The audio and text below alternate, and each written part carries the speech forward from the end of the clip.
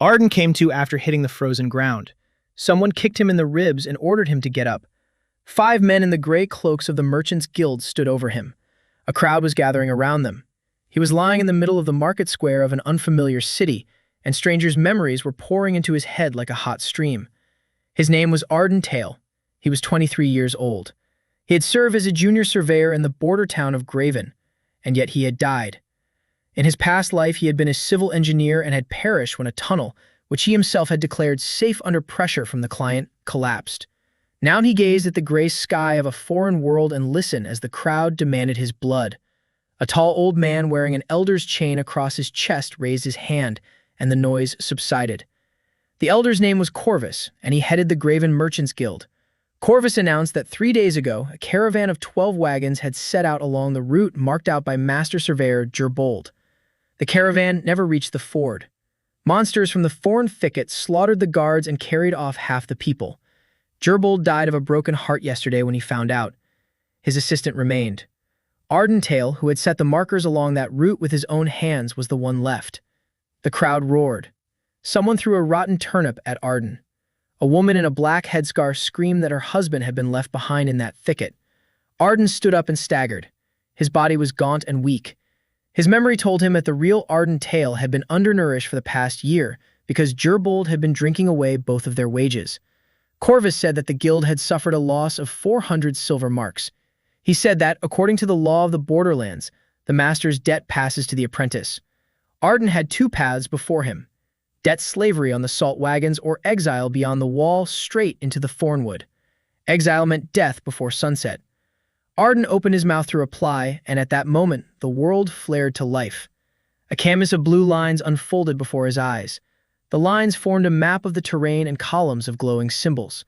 A soundless voice spoke the words directly into his mind. A carrier of path thinking detected. The runic paths system activated. Status: first milestone traveler. Intelligence: 11. Charisma: 8. Strength: 9. Arden stared at the numbers, holding his breath.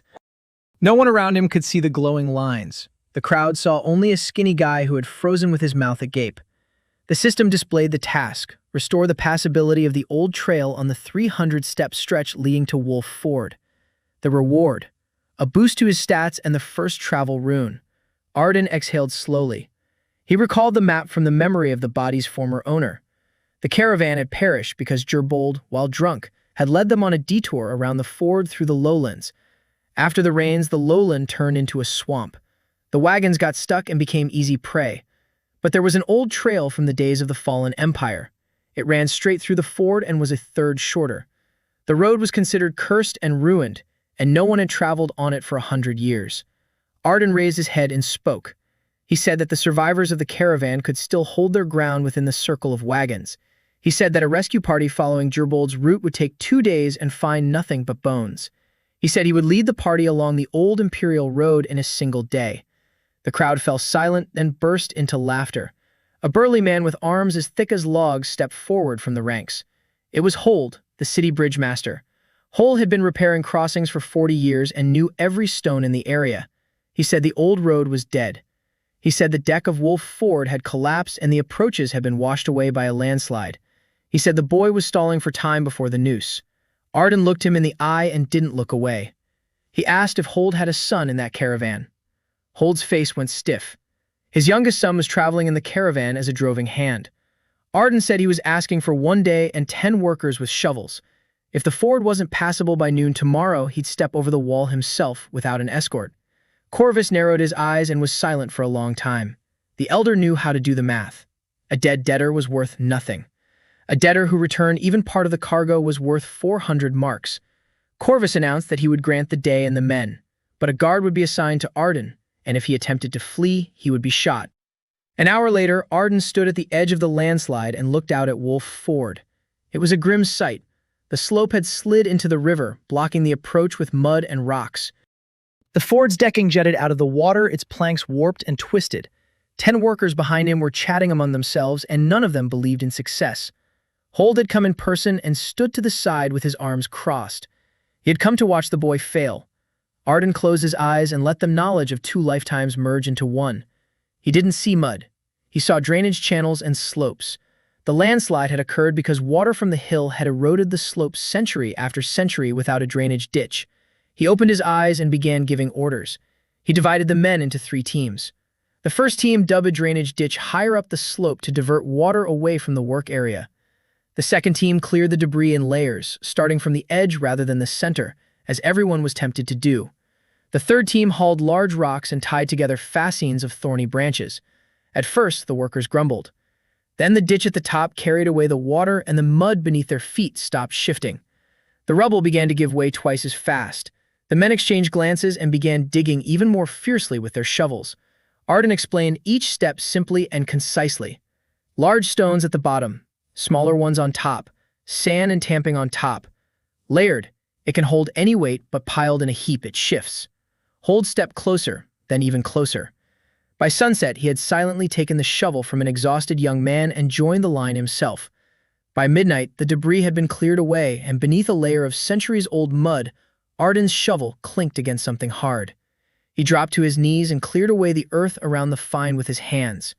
A slab of white stone emerged from the ground, bearing a carved symbol in the shape of an arrow entwined with roots. The system lit up. An Imperial Highway milestone has been discovered. Restore the roadbed to activate it. Arden ordered them to clear the strip further, and the men set to work along the old road's alignment, scraping away the dirt. Beneath it lay a smooth stone roadbed. After 100 years of neglect, it was in better condition than any modern road. Arden could sense that the ancient builders had thought just as he did. A slope for drainage, a curb holding the pavement in place, a layered foundation. By dawn, 300 paces of the road leading to the ford itself lay clear. Only the crossing remained. The paving slabs were warped, but the supports were still standing. Arden calculated the leverage and ordered 3 long timbers to be cut. The workers, following his instructions, pushed down, and the first slab ground into place with a screech, then the second, then the third. When the last slab settled into its groove, the milestone glowed blue. The light raced along the edge of the road like a thin vein, stretching from the stone to the ford. The workers recoiled, and someone began to pray. The system announced that the section of the road had been activated. The acceleration rune is active along its entire length.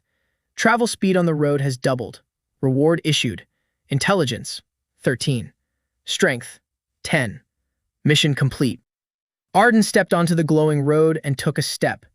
His body surged forward, light and powerful, as if moving downhill with a tailwind. He covered 300 paces in the time it would normally take to cover 100. The workers stared at him, their mouths agape. Hold stood at the edge of the road, and his stony expression began to crack before their eyes. For 40 years he had been repairing the roads of this world and believed he knew everything about them. He took off his hat and asked Arden who he was. Arden replied that he was the one who would bring his son back. At noon, a rescue party of 30 men led by Hold and Arden set out onto the highway. The road carried them as a river carries a boat. A journey that would normally take 2 days was completed by sunset. The ring of wagons was still intact. The 8 survivors sat behind the overturned carts amid arrows and the carcasses of slain beasts. Hold's youngest son was alive. He clutched a homemade spear with both broken hands and wept when his father embraced him. They traveled back all night, and the road glowed beneath their feet, dispelling the darkness and their weariness. At the gates of Graven, the entire town came out to meet them. The crowd that had pelted Arden with rotten food the day before was now silent and parted to let them through. Corvus stood at the gates, gazing at the blue glow fading toward the horizon. The elder was a shrewd man, and in his eyes Arden saw no gratitude. Numbers swirled in his eyes. The road along which the caravan traveled twice as fast was worth more than all the guild's warehouses combined. Corvus smiled and announced that Tail's apprentice debt had been frozen. He said that the guild was offering Arden a contract and its protection. Arden smiled in return and signed nothing. He had already grasped the main rule of this world. Whoever builds the road must also own it, otherwise the road will build his grave. And deep within the thorn thicket that night, a creature the size of a house raised its head. It had slept for ages among the roots and was awakened by a faint blue light at the edge of its domain. The creature did not like the light. The creature moved toward it. The creature arrived on the 3rd night. At that time, Arden was living at the ford in the work camp. Corvus insisted that the guild guard the new route, and Arden agreed to stay on as the section supervisor because the system had issued a new assignment to extend the road by 1,000 paces toward the quarries. The reward was a second travel rune. Arden gathered the same 10 workers, and Hold joined them as the 11th of his own accord. The bridge overseer no longer asked any questions. He watched as the 19-year-old marked out the route and learned silently like an apprentice. The work progressed quickly. The old roadbed lay almost intact beneath the mud. It only needed to be uncovered and patched up. By the evening of the third day, they had covered 600 paces. Then at night, the dogs began to bark and immediately fell silent. Arden rushed out of the tent and saw a mountain approaching the camp from the thicket. The mountain had 8 jointed legs and a mouth on its belly. Its wooden shell was overgrown with moss and bushes. The guild guards fired their arrows, and the arrows stuck into the armor like pins in a wall. One guard didn't have time to run away. The creature stepped on him without noticing. The people ran. Arden didn't run. He stood on the glowing screen and feverishly scrolled through the system, and the system responded. A protective function is available on the activated section. The bearer can turn the power of the road against the enemy of the road. The cost is all the accumulated energy of the section. Arden didn't understand half of it, but there was no time. The creature reached the edge of the canvas and swung its leg. Arden struck the stone with his palm and mentally commanded the road to defend itself. The road went dark. Its entire blue vein, stretching from the ford to the camp, contracted into a single point beneath the creature. And then the road shot upward. Stone slabs reared up like teeth, and the curb's spikes pierced the creature's wooden armor from below, driving into the joints of its legs. The creature roared so loudly that leaves rained down from the trees. 3 of its legs hung limply, severed. The creature lunged backward, tearing itself free from the stone teeth, and slithered back into the thicket, leaving a furrow and a trail of black blood. The road subsided and became smooth again. The glow returned an hour later, but it was 3 times weaker. The system reported that the section's energy would be restored in 7 days. In the morning, the entire camp walked along the furrow and examined tracks the size of a wagon. The workers looked at Arden as if he were a priest. Hold said that in 40 years he'd seen a lot, but he'd never seen a road bite anyone. And at noon, a lone wagon pulled up to the camp from the direction of Graven, and a young woman jumped out of it. She looked to be 25. She wore a leather travel jacket. Her copper-colored hair was pulled back with a cord. On her back was a tube with maps as big as she was. She introduced herself as Myril, a cartographer from the Free Lodge of Topographers. She had spent 3 years traveling through the borderlands, mapping the ruins of the Empire. She heard in Graven about the road coming back to life and hadn't believed a single word of it. Myril walked along the glowing surface. She crouched down. She tapped the milestone with her knuckles. She took a sheet of paper out of the tube and held it up to the slab marked with an arrow at its base. Then she looked at Arden and said that either she had gone mad, or he had activated the vein of the first tract. Arden asked what the first tract was. Myril unfolded a map on the slab, one pieced together from dozens of sheets, and Arden's mouth went dry. A network of thin lines stretched across the entire continent. The roads of the fallen empire lay beneath the forests and swamps like a circulatory system beneath the skin. Graven was sitting on a thin capillary, and 3 days' journey away ran an artery that had once connected 8 kingdoms. Myril said she had dug through the archives of 6 cities and kept coming across the same thing everywhere. The Empire didn't just build roads. The Empire nourished them with something and held them together with something. And then in a single year, all the roads went dark, the Empire crumbled, and the forests advanced, devouring the connections between the cities. She said that not a single archivist could explain the mechanism to her. And now she stands on a road that glows, listening to the story of the road that maimed a tree colossus last night. Arden made up his mind quickly. He needed those maps as much as lungs need air. He told her almost everything. He kept quiet about the system, but regarding the runes, he said he could sense them and knew how to awaken them. Myril listened without interrupting, her eyes ablaze. Then she held out her hand and proposed an alliance. Her maps and archives in exchange for his gift. She said she spent her whole life drawing dead lines and wanted to see, just once, a line come to life. Her handshake was as firm as a mason's. Over the next 4 days, he and Myril marked out the route to the quarry using her maps, following the old road exactly, and saved hundreds of hours of excavation work. Work got into full swing. On the morning of the 5th day, the section reached the quarry, and the second milestone flashed under the scrapers. The system awarded a reward. The rune of endurance has been unlocked. Fatigue for those traveling along the road is reduced. Intelligence, 14. Charisma, 10. That same day, the quarry carters drove their loaded carts to Graven and back in half the usual time, and the horses didn't even break a sweat. The news spread through the city like wildfire. The price of stone dropped by a third in a week. The baker began hauling flour from the distant mill every day instead of once a week. The town breathed a sigh of relief. And then trouble came from a direction Arden hadn't expected. A detachment of spearmen in the colors of Baron Revholm, the lord of these lands, arrived at the ford. A portly official bearing a charter announced that all roads in the barony belonged to the baron by right of the land, that the glowing road was henceforth his lordship's property, that a toll of 2 copper coins per person and 10 per cart would be levied for passage, and that a man of the barons would be appointed as overseer, while the surveyor Tail could go wherever he pleased. The workers grumbled. Hold flushed red. Miro muttered that the baron hadn't patched a single pothole in 3 years. Arden remained silent and smiled, though inside he was seething with rage. He politely asked the official whether the baron was prepared to accept, along with the road, its inhabitants as well. The official didn't understand. Arden nodded toward the furrow left by the colossus and the black blood on the stones. He said that the road protects only the one who built it. He said that the roadbed could be taken, but it could not be made to glow. And if his grace wished to verify this, let the baron's men stay here alone for the night. The official looked at the furrow. The furrow was very convincing. The spearman looked at it too and stepped back.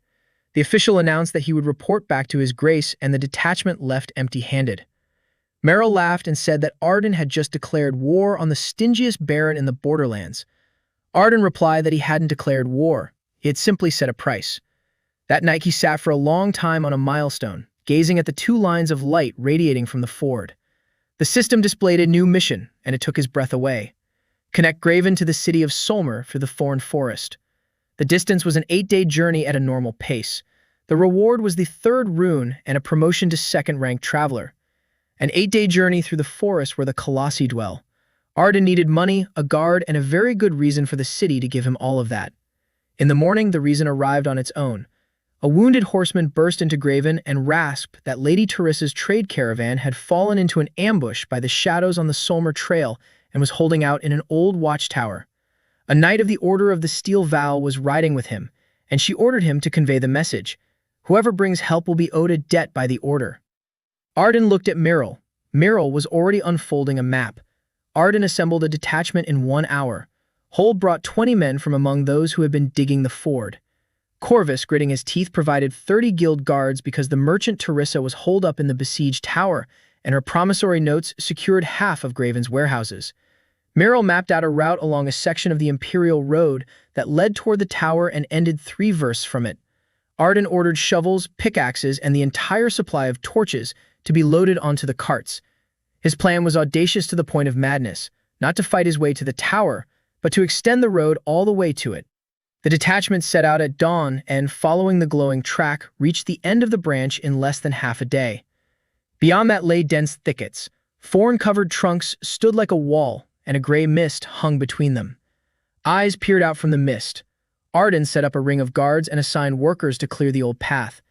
And then it became clear, just as he hoped. The creatures didn't venture onto the exposed slabs. Shadows swirled behind the trees, snapping and hissing, but as soon as the squad cleared another 10 paces of stone, the mist receded from the track as if from a bonfire. Miro walked ahead with Arden, marking each milestone on the map. She said she now understood the archive records. The Empire had maintained the forest precisely through its roads. The network was not just a means of transportation. The network was a cage. It worked at a run.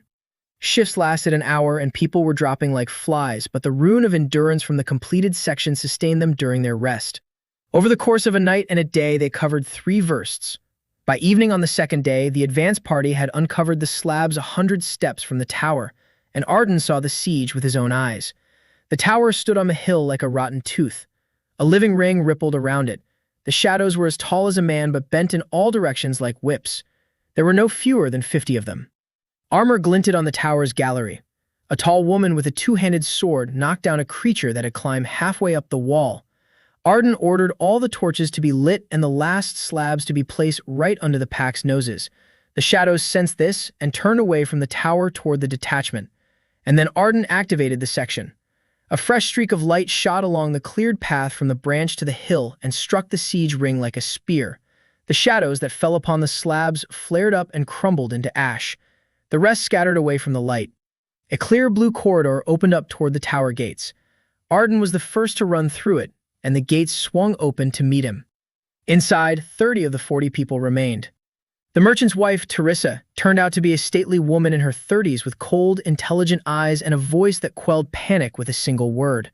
A female knight descended from the gallery and removed her helmet. Her name was Ivina. She was 27.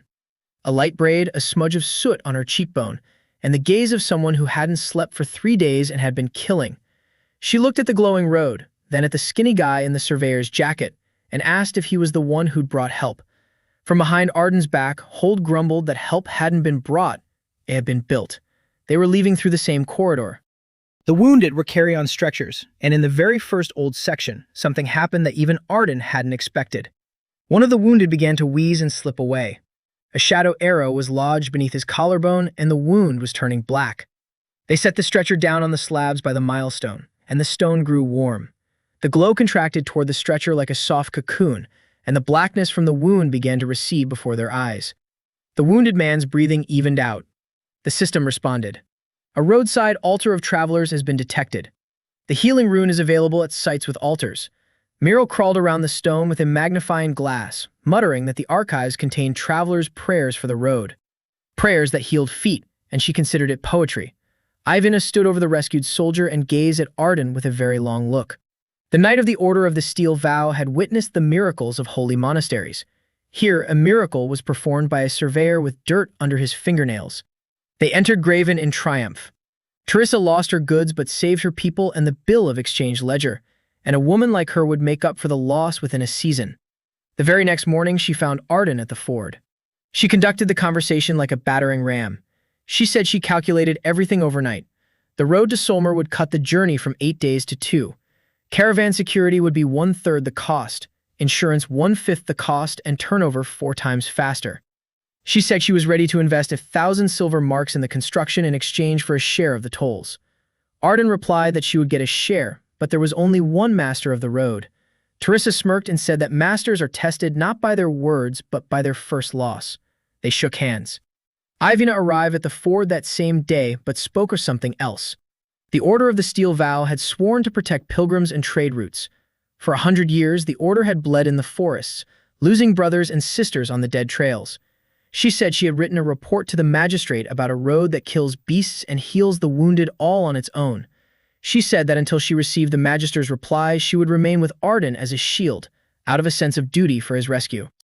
Then she looked at his skinny arms and added that she would also teach him how to wield a sword, because it was impossible to look at them without shedding tears. Hold laughed like a horse. Arden blushed but agreed. Construction on Solmer began a week later and took off like an avalanche. Teresa hired 150 workers. Hold became the foreman of the foreman. Miro laid out the route along the imperial line through the thicket. Ivina, with a dozen veteran mercenaries, held the perimeter. Arden slept 4 hours a night, and his stats brew like dough rising with yeast. Strength, 12. Charisma, 13. Intelligence, 16. He could feel the changes in his body. The formulas calculated themselves in his head. People fell silent when he began to speak. The sandbag that he hadn't been able to lift off the ground a month ago now rested lightly on his shoulder. And then Baron Rev Holm arrived at the camp in person. A retinue of 40 spearmen marched onto the prepared site without asking permission, and the Baron surveyed the construction site from his saddle as if it were his own barn. The Baron was a ruddy-faced man with bulging eyes.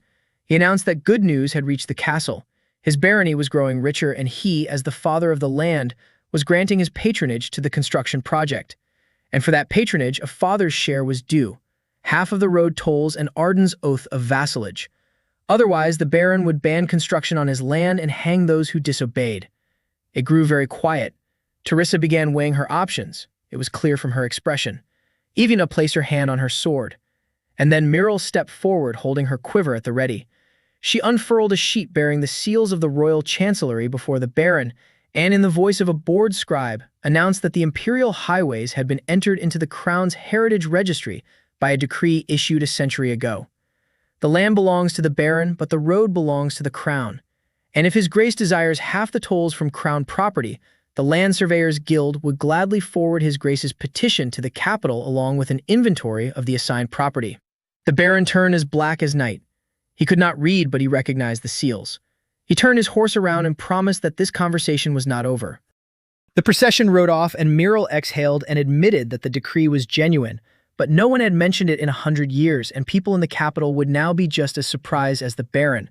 Teresa laughed out loud for the first time since they'd met. Arden didn't laugh. He watched the procession ride away and understood one simple thing. Muriel had just saved the construction project today, but she lit the fuse for tomorrow. The word capital had been spoken aloud. Now it would reach the right ears. And from the capital, eyes far colder than the Baron's would be watching his path. The construction through the thorn forest took a month, and that month was later remembered as one long battle. The first phase of that battle looked like this. 200 men formed a chain to clear the roadbed in the rain, while flocks of shadows repeatedly lunged at them from the mist, and every evening, Ivan personally checked the headcount of the survivors. Second scene. Arden stands alone at night on a newly cleared section, and by his order a torch burns out a nest of creatures in the ravine right next to the road, while the workers watch from the embankment and someone weeps with relief. Third scene. A landslide at Black Ravine buries a week's worth of work, and Arden doesn't leave the highway for 3 days. Then he builds a bridge across the ravine on trestles made of quarry stone, based on a calculation that Hold first calls suicide and later calls a prayer. Fourth scene. The final milestone is set into place before the eyes of Solmer, who has poured out of the city gates, and 2 beams of light from either side converge into a single line stretching from city to city. And the world's reaction to the result was louder than the construction itself. Solmer buzzed for a week. A journey that used to take 8 days was now cut to 1.5. Bread and graven dropped in price by a quarter. For the first time in 100 years, fish from Solmer reached the graven market fresh, and it was snapped up within an hour just to try it. Teresa sent out her first caravans and recouped her initial investment of 1,020 days. The system awarded a reward worth a month's pay. Second milestone. The Roadrunner. The Rune of Alarm.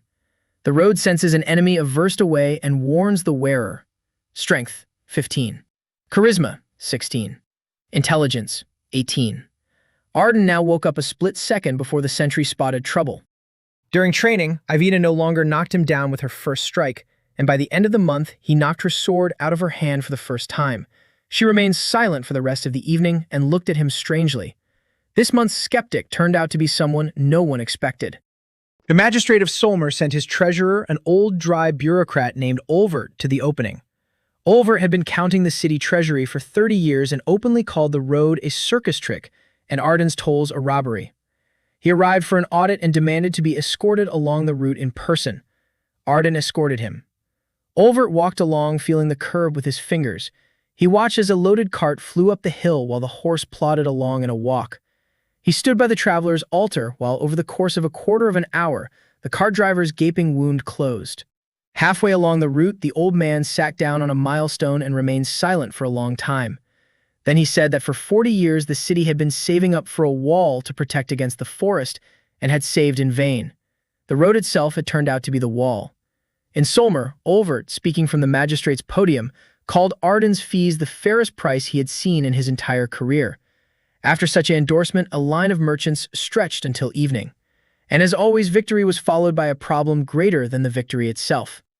The Salt Circle emerged onto the road through the Solmer outpost. That was the name of the carriers' guild that operated transport between the kingdoms. For 100 years, the Circle had grown rich precisely because the roads were deadly.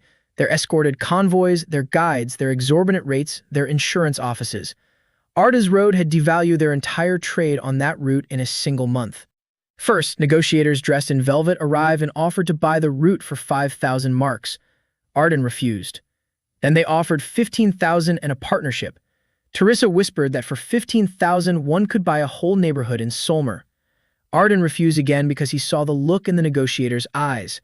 That's not how buyers look. That's the look of people who've already arranged their funerals and are just asking about the color of the coffin out of politeness. The Rune of Alarm struck his temple 10 days later at dawn. Arden sprang up an hour before disaster struck, roused Ivana and her veterans, and managed to move them secretly to Black Ravine. An ambush awaited Teresa's caravan at the bridge. 3 dozen mercenaries with crossbows were positioned on both sides of the road. They didn't know 2 things: that the master of the road could sense them through the stone, and that the stone obeyed its master. When the caravan pulled onto the bridge and the mercenaries rose to fire, Arden struck the bridge deck with his palm. The curbs reared up with stone teeth along both sides of the road and crushed the crossbows along with the hands holding them. The road went dark beneath the ambushers' feet and flared to life beneath the guards' feet. Ivina swept through the blinded enemies like a scythe through grass. 9 were taken alive. The mercenaries didn't put up much of a fight. Ivina simply removed her gauntlet and began to stretch her fingers, and the mercenaries' squad leader turned out to be a man with a vivid imagination. He spilled everything. A contract from the Salt Circle. Payment was to be made through an office in Solmer, and there was a down payment from a second client who had requested that the surveyor Tail not live to see winter. The second client's name was Baron Revholm. Teresa convened a war council that very evening and spoke sternly. She said that the circle would not stop and that the road's teeth would not save them from the poison in the well or the knife in the bedroom. She said there was one move that would make Ardana untouchable, the Royal Charter. If the Crown recognized Ardana's road enterprise and collected tolls under its own seal, then an attack on the road would be an attack on the Crown, and not even the Circle would go that far. Meryl added that an old acquaintance of hers was in charge of affairs in the provincial governor's office, and that the governor had just arrived in Solmer on an inspection tour. Arden spent the entire night thinking, sitting on a milestone. The charter meant protection. The charter also meant that the king and everyone close to the throne would learn of him. It would no longer be possible to remain small and inconspicuous. In the morning, he said yes. And that very same day, a guest whom no one had invited arrived from the south along the road. She entered the camp on foot, even though the guards swore there was no one on the road. A young woman of about 26, wearing a gray traveling cloak with silver embroidery in the shape of a ribbon folded in half. She stopped in the middle of the camp, looked through the crowd at the canvas itself, and smiled as one might smile at an old acquaintance. Ivina stepped in front of her and asked who she was. The guest replied that her name was Miara, and that she was a master of spatial arts from the Tower of the Blue Boundary.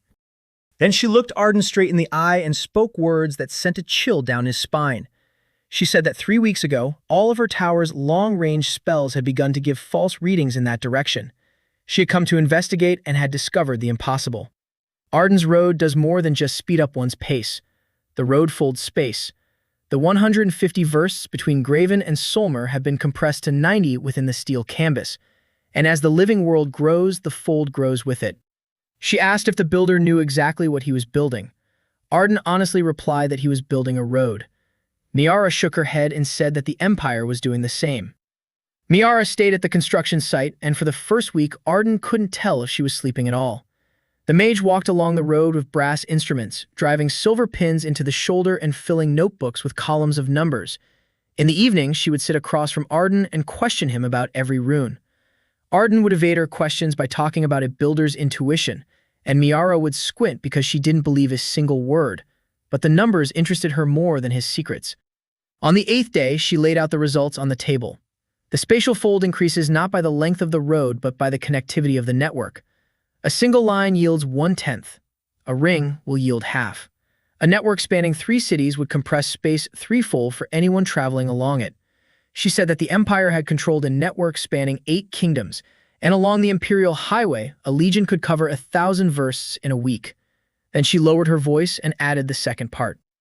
Only 3 pages remain in the Tower's archives regarding the Imperial roads, and a single word was repeated on all 3: counterweight. By compressing space for people, the network was unfolding that space somewhere else. The Empire compressed its own lands and stretched out those of others. And the stronger the network became, the stronger became that which lived in the stretched-out lands. Miara said she wasn't trying to scare him, but to warn him. She said she would stay because, for the second time in history, such an experiment could not be conducted without a witness from the tower. Arden listened, and the rune of alarm ached almost imperceptibly at the back of his head. It had been there for several nights now, though the road. There was no time to figure it out. The provincial governor was to receive them in Solmir in 3 days. They prepared as if for an assault. Teresa compiled calculations on turnover and duties that would have made any treasurer's eyes light up. Meryl drew up a grand map of the network with a plan covering 5 cities. Olvert agreed to speak on behalf of the Solmer magistrate. Ivina polished her order's armor until it shone like a mirror, because the word of the steel oath carried considerable weight at court. Governor Castell received them at City Hall. He was a slick man with rings on every finger and the eyes of an old moneylender. He listened for half an hour without interrupting. He looked at the map. He looked at the numbers. Then he asked a single question. He asked who owned the marvel. Arden replied that the marvel belonged to whoever built and maintained it, while the crown was invited to share in the profits and seal the agreement. Castle smiled coldly and announced a recess until the next day. But that night, the rune of alarm exploded in Arden's head like a bell. He leaped to his feet in Teresa's guest house a split second before an arrow with a burning wick struck the shutter. The house was set ablaze at all four corners. Crossbowmen waited in the street to strike anyone who ran out. Arden managed to shout, and Niara swept her palm through the air. The flames from all four corners converged into a single point and went out as if a candle had been covered with a cap. Ivana slipped out through the back door and returned a quarter of an hour later with 2 prisoners and the blood of strangers on her armor. The prisoners were men of the circle, but they were commanded by a sergeant from the governor's personal 100.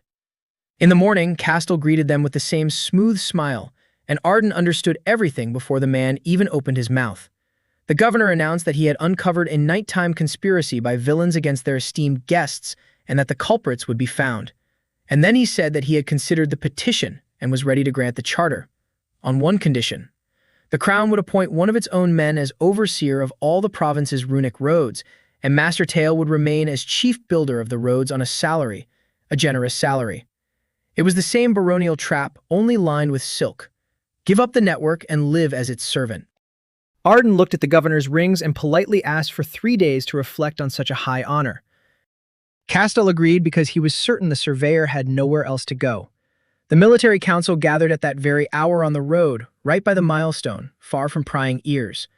Teresa said that the governor would devour them along with the charter or without it, and that there was only one way out, to go over his head.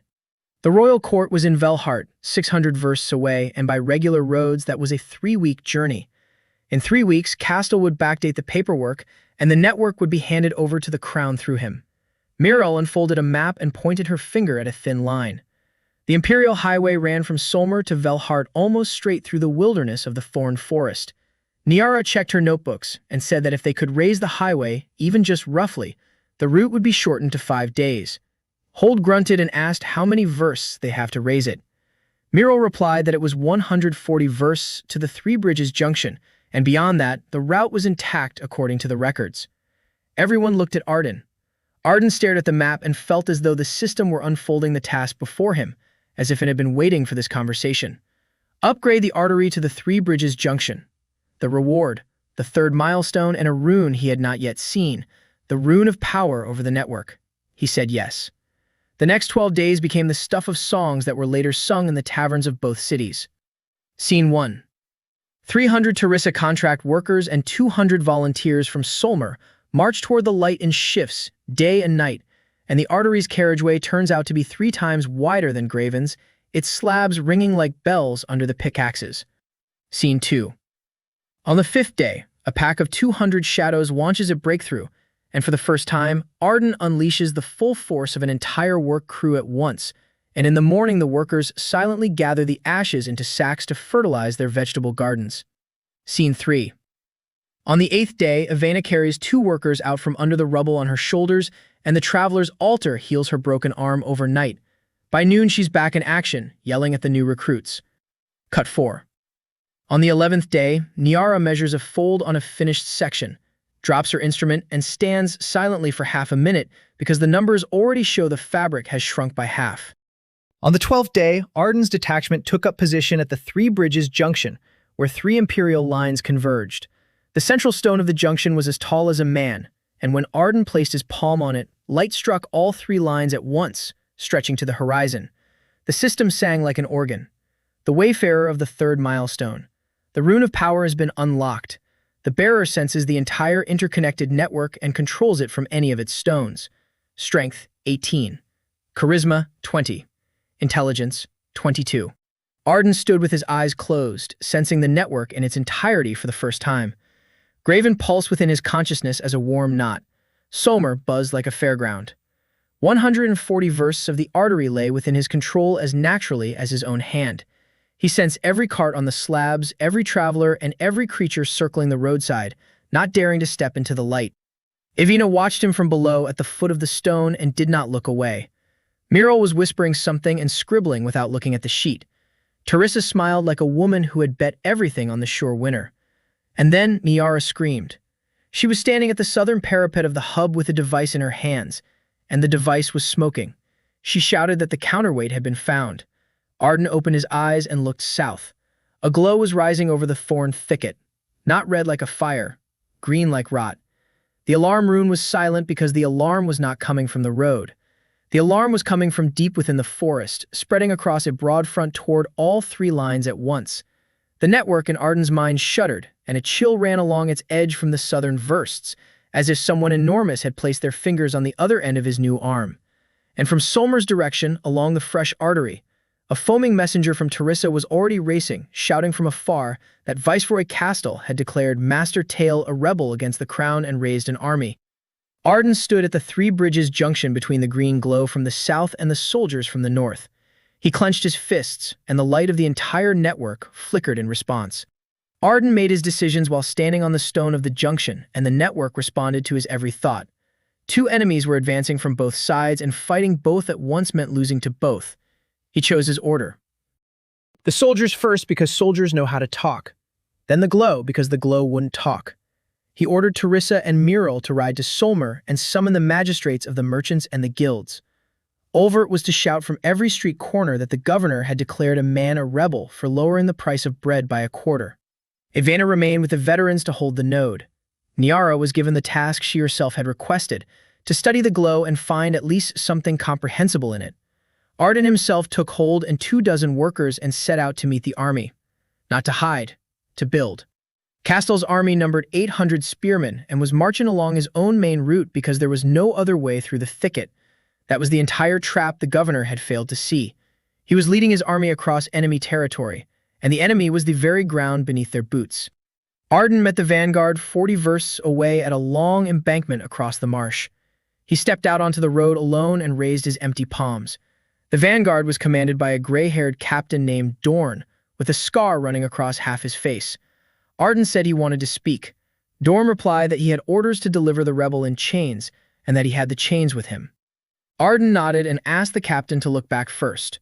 Dorn turned around. The light behind the vanguard faded for a verst. 800 men stood on a narrow embankment in the middle of the swamp, and the road beneath them was no longer their ally. Arden spoke loudly so that the ranks could hear him. He said he could collapse the embankment and drown the vanguard in the time it takes a captain to blink. He said he would not do so because the soldiers were not his enemies. His enemy sits in Solmer and sends other men's sons to die for his rings. Then he spoke of the green glow. He said that coming from the south was the very thing that had brought down the empire 100 years ago, and that in a week every spear in this column would be needed alive and pointed south, not at him. The ranks were silent, but it was an attentive silence. Dorn stared at the darkened road, and his fingers traced his scars.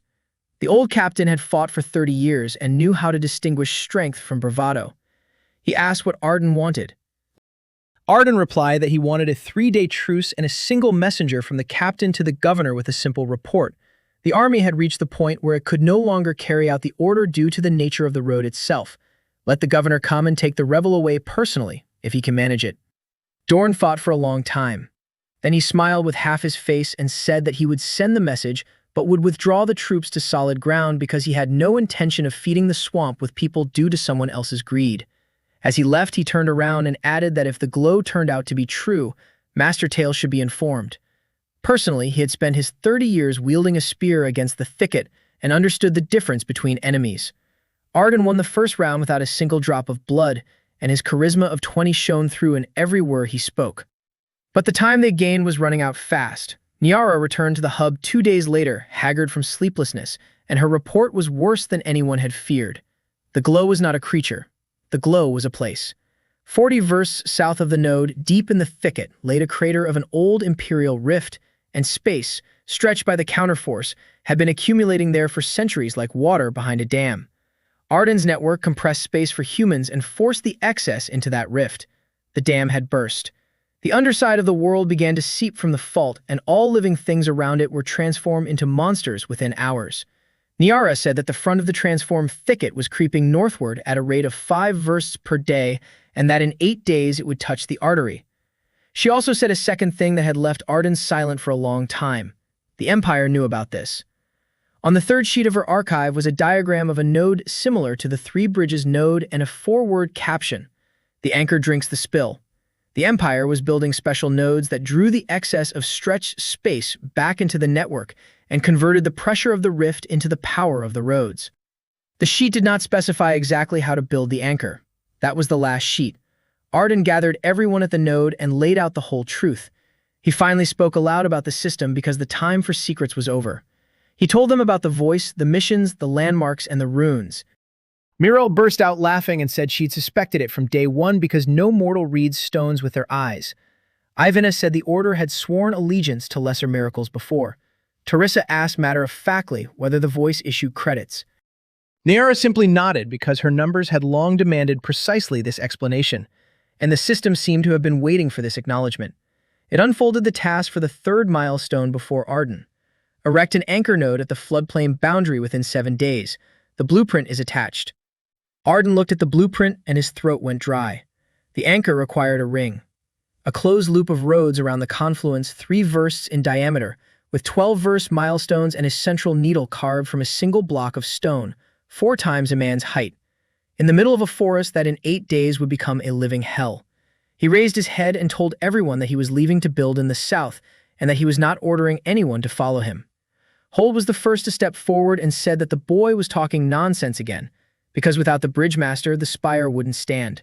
His foreman followed him. Ivana simply went to round up the veterans. Teresa announced that she would personally guarantee the construction and transport the supplies herself, because her carters would turn back without her. Muriel was already drawing up the layout of the ring. Mayra said she dreamed of such an experiment her whole life, and that dying in the process wasn't the worst outcome for a magister. Arden looked at them, and something burned inside him more intensely than any rune. In his past life, he died alone beneath the concrete, abandoned by everyone who'd signed off on his budget. In this life, volunteers were following him into hell. The column set out south that very evening. 500 men, stone from the quarry on 100 carts, and the light of the highway beneath their wheels. And on the second day of their journey, they were caught up by a horseman in the governor's colors, wearing a white ribbon as a sign of a peace envoy. Castell had sent a letter. The governor wrote that he had reconsidered the situation and was retracting his label of rebel. He proposed an alliance against their common enemy, and as a sign of goodwill, he was sending Captain Dorn to the fault line with 600 pikes under the command of Master Tail. Teresa read the letter twice and said she didn't believe a single word of it. Arden didn't believe it either. Castell hadn't changed sides. Castell was repositioning himself to strike. But 600 pikes at the floodplain's edge decided everything, and Arden wrote a reply with a single word. Agreed. They marked out the ring under the green sky. The glow stood like a wall over the southern horizon, and at night shadows of such immense size moved within it that the sentries tried not to look in that direction. Muriel marked out a circle 3 versts in diameter according to the system's blueprint and drove stakes beneath 12 stones. They guided the construction by the stars. 6 clearings from the center to the ring were cut simultaneously by 6 detachments, and a canvas was laid immediately along each clearing so that the light would keep the cleared area open. Dorn brought his 600 men on the second day, and the old captain showed his worth right away. He didn't argue about who was in charge. He asked where his place was, and Arden set up spears as barriers along the southern arc, where the forest was already reeking of rot. The work was so grueling that a month on the Solma road seemed like a vacation in comparison. First cut. The men felled the forest in shifts around the clock and slept haphazardly on the cleared strip because only there could the rune of endurance restore their strength in 4 hours instead of 8. Second cut. On the third day, the first wave of reborn creatures arrives from the south, and Dorn's barricades withstand 3 hours of the meat grinder, while Arden extends the light of the southern arc, and the vein incinerates the attackers across the entire line at once. Afterward, the soldiers sit on the curb and stare at their trembling hands. Third scene. Hold sets the central spike. A solid pillar 4 men tall was hauled from the quarry on a team of 6 carts and hoisted through the gate over 3 days with blocks, pulleys, and prayers. When the spike settled into its socket, Hold took off his hat and said that now he had seen everything in life and could die, and then he wept without shame. Fourth scene. On the final night, the flood front closed in, and the ring was sealed by the light of the burning forest. 20 men carried the last stone on their shoulders under the arrows of the beasts, and Ivan walked ahead of the stretcher bearing the stone, cutting down anything that broke through the light. The world itself reacted to the result of the construction. When the 12 stones settled into its slot, Arden placed his palm on the needle and spoke the confirmation to the system. The ring flared up in its entirety. The 12 stones struck the needle with light, and the needle hummed like a string as thick as a tower. And then the anchor began to drink. A green glow swayed over the forest and flowed downward, as if someone had pulled the cork from an overflowing barrel. The reverse side was drawn into the ring, settling into the canvas, and the light of the roads grew denser before their eyes, shifting in hue from blue to silvery white. The pressure from the fault line was feeding into the grid, and the grid was growing stronger from the very force that was meant to destroy it. Miara stood by the needle with the last surviving device and repeated the numbers aloud like a prayer. The fold in the artery contracted by another third. The range of the defensive strike increased fivefold. The front of the spill stopped and retreated. The creatures at the edge of the light howled in 100 voices and rolled back into the depths of the thicket. The system sang a reward unlike any before. Traveler of the 4th milestone. The anchor has been accepted into the network. The rune of creation has been unlocked. The bearer can grow a canvas from the earth without manual laying, at the speed of a step, by expending the power of the network. Strength 22. Charisma 24. Intelligence 26. Arden stepped off the needle and tried the rune right away. He walked across the virgin soil, and a road rose of its own accord from the ground beneath his feet. Stone rose from the ground in layers, as if an invisible crew were working one step ahead of him. 500 builders and 600 soldiers watched in complete silence, and then roared so loudly that birds took flight from the trees a verst away. Dorn approached Arden that evening by the campfire. The captain was silent for a long time, then said that in his 30 years of service, this was the first time he'd seen land being won rather than held. He said that his men had asked him today about things soldiers don't usually ask about. Could they transfer to serve on the road? Arden replied that the road does not accept oaths. The road accepts work. Dorn smiled with half his face and said that was exactly the answer his men wanted to hear. And an hour later, the attack Arden had been expecting came, but from the wrong direction. From the Three Bridges Junction, a carrier pigeon from Solmer arrived, bearing a note written in Teresa's hand, crooked and hastily scrawled. Castle waited until all of Arden's forces and the province's finest spearmen were bogged down at the rift. The governor brought 2 fresh regiments into Solmer, occupied the Three Bridges Junction with a garrison, arrested Olvert and the merchants who had signed the petition for the charter, and issued a decree. Runic roads were declared dangerous sorcery threatening to the kingdom. Master Teal and all those with him were ordered to lay down their weapons. Muriel read the decree aloud to the end, and there was a line that made Arden's vision go dark. To suppress sorcery, the governor ordered the dismantling of the artery's canvas in the section near Solmer, and the first 100 paces had already been cut open. Arden closed his eyes and found the network. He felt the wound immediately. Where the canvas had been dismantled, the artery's light beyond the break was dimming with every passing hour. But there was something worse, and Miara was the first to say it aloud. The anchor was drinking the spill and draining pressure into the network. If the net were torn, the pressure would surge into the remaining lines with double the force, and if the anchor were cut off from the cities, the ring would overflow and burst. Then the flood would surge forth without any dam to hold it back. Castle didn't understand what he was doing. He wasn't sawing at Arden's branch.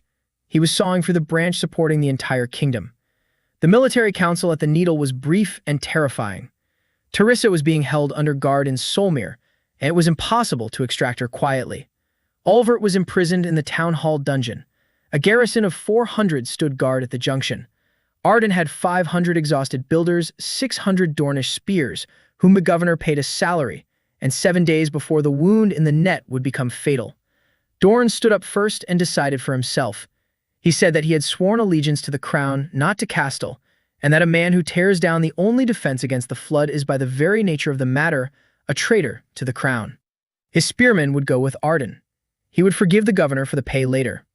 Arden unfolded the map and showed his plan, and at the sight of it, Muriel's eyebrows shot up to his forehead. He had no intention of storming the stronghold where they were expected. The rune of creation changed the rules of war. There was no longer any need to fight for control of the roads. Roads could be laid, new ones, where the enemy wasn't expecting them. He would draw a fresh line from the anchor eastward, bypassing the Three Bridges stronghold through the forests straight to the walls of Solmer, 40 versts of virgin land. At the speed of the rune's advance and with shifts working day and night, that would take 3 days. At dawn on the 4th day, the city would wake to find a glowing road stretching before its eastern gates, and along it would already stand 600 spears and 500 builders with very serious expressions. Niara asked what would happen if the governor ordered the garrison to fight. Arden replied that he was prepared for that as well, but was banking on something else. The castle is strong as long as its power appears to be the law. It's not the garrison that needs to be broken. It's the image that needs to be shattered. And he has a man inside the walls for this, because the governor, out of his own greed, had left Teresa at liberty under supervision. And keeping an eye on a woman like that is a job for the army, not for two spies. The column set out into the night.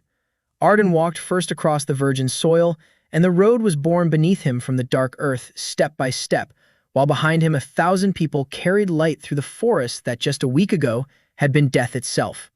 For Arden, the 3 days of the road's creation merged into a single long stride.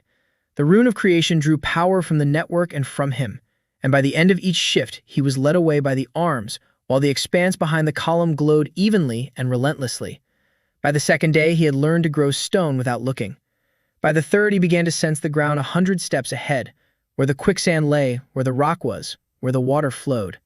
The road chose its own best course, just as a river chooses its bed. Meryl walked beside him, tracing the emerging line onto the map with a trembling hand, for she was charting the continent's first new road in 100 years. And in Solmer, Teresa had been at work during those 3 days. Later, her work was recounted as a legend. Under the watchful eye of 2 of the governor's spies, the merchant's wife managed to do everything in 3 days. Through a fishmonger, she smuggled Overt's letters from the dungeon out into the free world. Through the Baker's Guild, she circulated an estimate throughout the city of how much bread would cost once the road was fully dismantled. Through the widow of the carter's foreman, she gathered the mothers and wives of those 40 garrison soldiers who were natives of Graven and remembered who had saved the caravan at Wolf's Ford.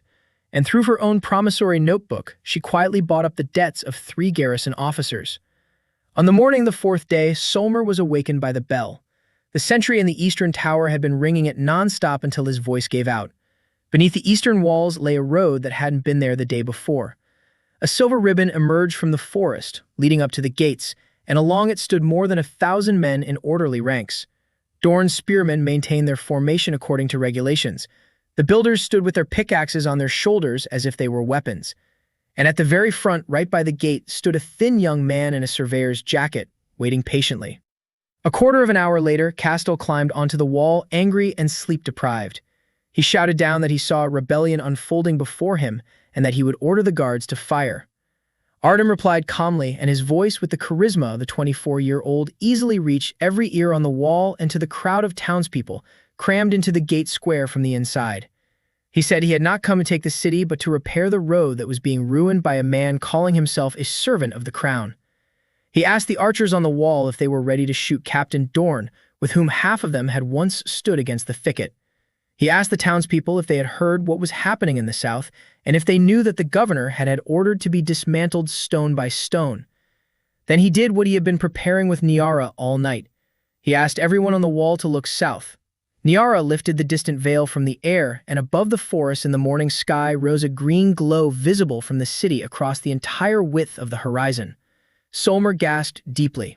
For 100 years, the city had lived with its back to the forest and had never seen its face. Now its face was revealed, and in that silence, Olvert appeared on the wall next to Castell. The old treasurer had been pulled out of the pit by those very same 3 officers whose debts were recorded in Teresa's ledger, and soldiers from Graven accompanied them, and no one stopped them. Olvert was filthy, weak, and terrifying. He raised his hand, clutching a piece of paper, and bellowed to the entire city that he was reading the authentic inventory.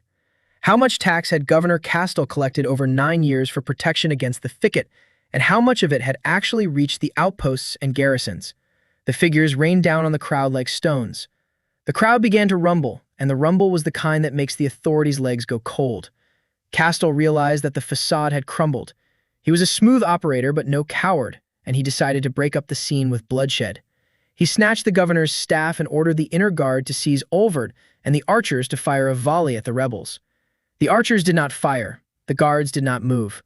The sergeant of the personal guard, the very same one whose men had set the guest house ablaze, looked at the glow, at the crowd, at Dorn's spears, and slowly lowered his halberd, its blade pointing toward the floor. It was the end, and Castell saw it. Then he did the last thing he could. He hurled his staff down from the outer side of the wall to Arden's feet and shouted that he was relinquishing his authority in the face of the rebellion, and that the crown should now hold the sorcerer accountable for everything. He had planned to slip into the shadows and resurface in the capital as the accuser. Teresa wouldn't let him. She stepped out onto the gate square and loudly presented the bill of exchange to the governor. It was Castle's personal receipt from the Salt Circle office for payment of a certain service, bearing his seal and signature. One of her men had obtained the receipt from the Circle's office a week earlier, and she had kept it up her sleeve until the right moment. Ordering a murder through mercenaries was treason against the crown, plain and simple. The city guard arrested the former governor amid the roar of the crowd, and Olvert personally saw to it that he ended up in the very same pit. The gates of Solmer opened from the inside. Arden entered the city on his own terms, and the crowd shouted his name so loudly it made your ears ring. 100 paces of dismantled canvas were rebuilt in a single day by the entire city. Even the guild elders came to work in their ceremonial robes, and Arden used the rune of creation to join the pavement together, while the townspeople brought stones simply to play a part in the work. When the wound closed, the network in his mind sighed with relief, and the anchor in the south hummed steadily. The system issued not a task, but something new. The Network Council has been opened. The bearer may bind trusted guardians to the network by sharing a portion of the runes. Arden did not hesitate. That evening, at City Hall, in the presence of witnesses, he placed his palms on the milestone and called out the names. Mirel received the rune of network reading and could now see all the lines and all the travelers traveling along them, as if on a living map. Ivana received the rune of the guardian, and her cloak now strengthened her body and weapons wherever she went. Teresa received the rune of the scales and could sense all the network's burdens and tolls down to the last copper coin. Niara received the rune of measure and could draw power from the network for her arts. Hold refused the rune and said that his rune was the level and plumb line, and that was all he needed, though he blew his nose suspiciously long. That night, after everything was done, Arden went out onto the wall alone to look south.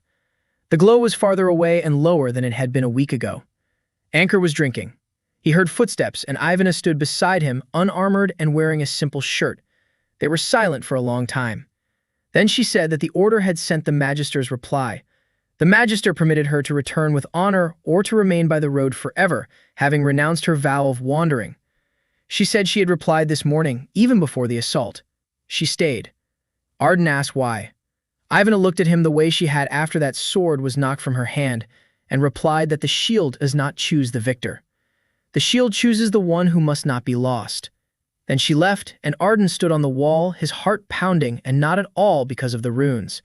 And in the morning, 2 pieces of news arrived at once, and both changed everything. The first was brought by merchants from the west. Rumors of the roads had crossed the border. The kingdom of Velmark, whose lands lay beyond the thicket toward the sunset, had sent an embassy to Solmer with an offer that sounded like a fairy tale, to connect their capital to Solmer by road through the great thicket, with payment in gold based on the weight of the stone laid. The second piece of news was brought by Mirel with her new rune, and her face was ashen. That night she studied the network to its fullest depth, and at the very southern edge, beyond the anchor, beyond the fault, beyond the versts of the dead forest, the rune showed her something that could not be. Light. A foreign light. Somewhere far to the south, another runic road was burning and moving, and it was growing toward them. The foreign light in the south kept Arden awake for 3 nights. For hours he sat on a verse stone, stretching the rune of power to its limit, but the network broke off at the anchor, and beyond that, Mirel's rune of reading caught only a distant, steady glow. The foreign line ran from south to north at a speed of about 1 verse per day, slower than his runes of creation but unceasing. Niara put forward 3 explanations and then dismissed them all herself, a surviving imperial mechanism. But mechanisms don't choose a direction, and this one was heading straight for the anchor. A second carrier of the system. But the system had responded to Arden's direct question with silence for the first time ever, and that silence was more frightening than any answer. Or perhaps something from the rift had learned to build. Niara whispered this theory, and everyone pretended not to hear her.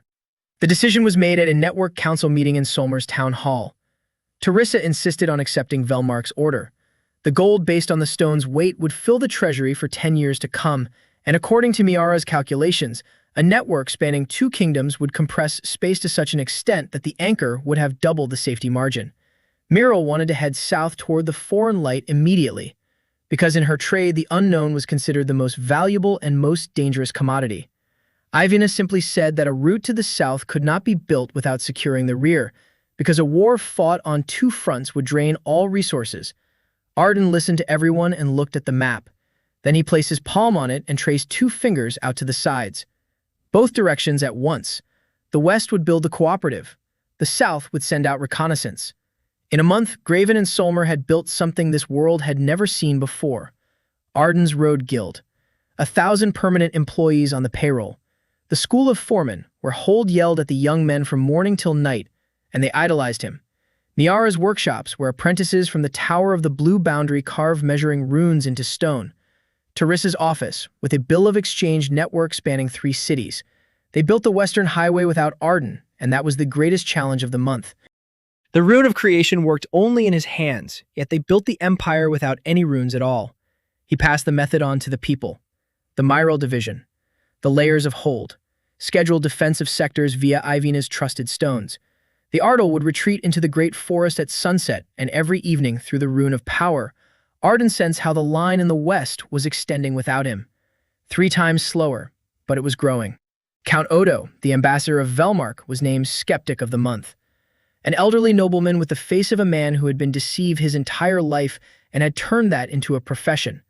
He declared that he would not pay a single penny until he saw the miracle with his own eyes, and set out on the western road to investigate personally. He measured the canvas with his own walking stick. He forced his physician to reopen an old abscess, lay down at the traveler's altar, and the altar healed the wound within a single evening. He ordered his secret mage to search for deception, and after a day of measurements, the mage returned to his master with the face of a child who had seen the sea.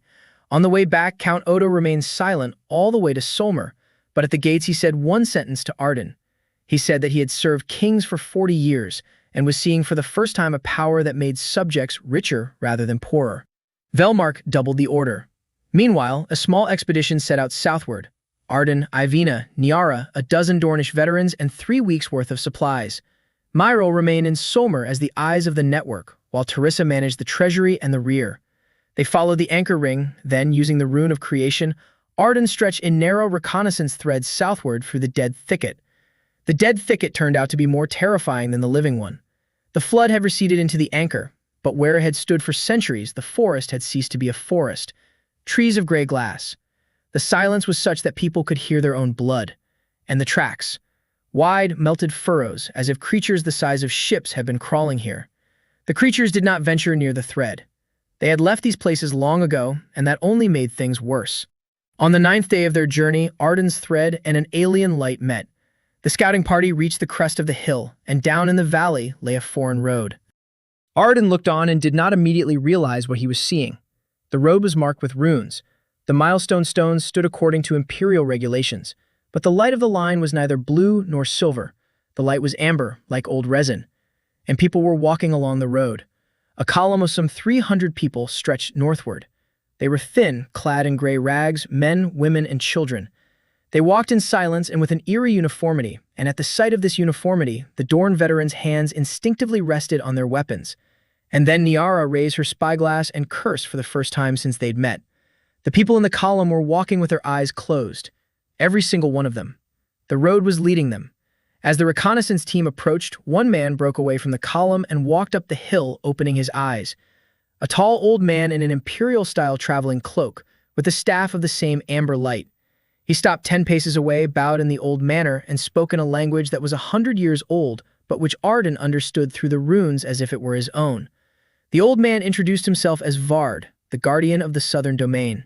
He said that his lineage had sensed the northern light a month ago, and that he had brought to him everyone he could gather.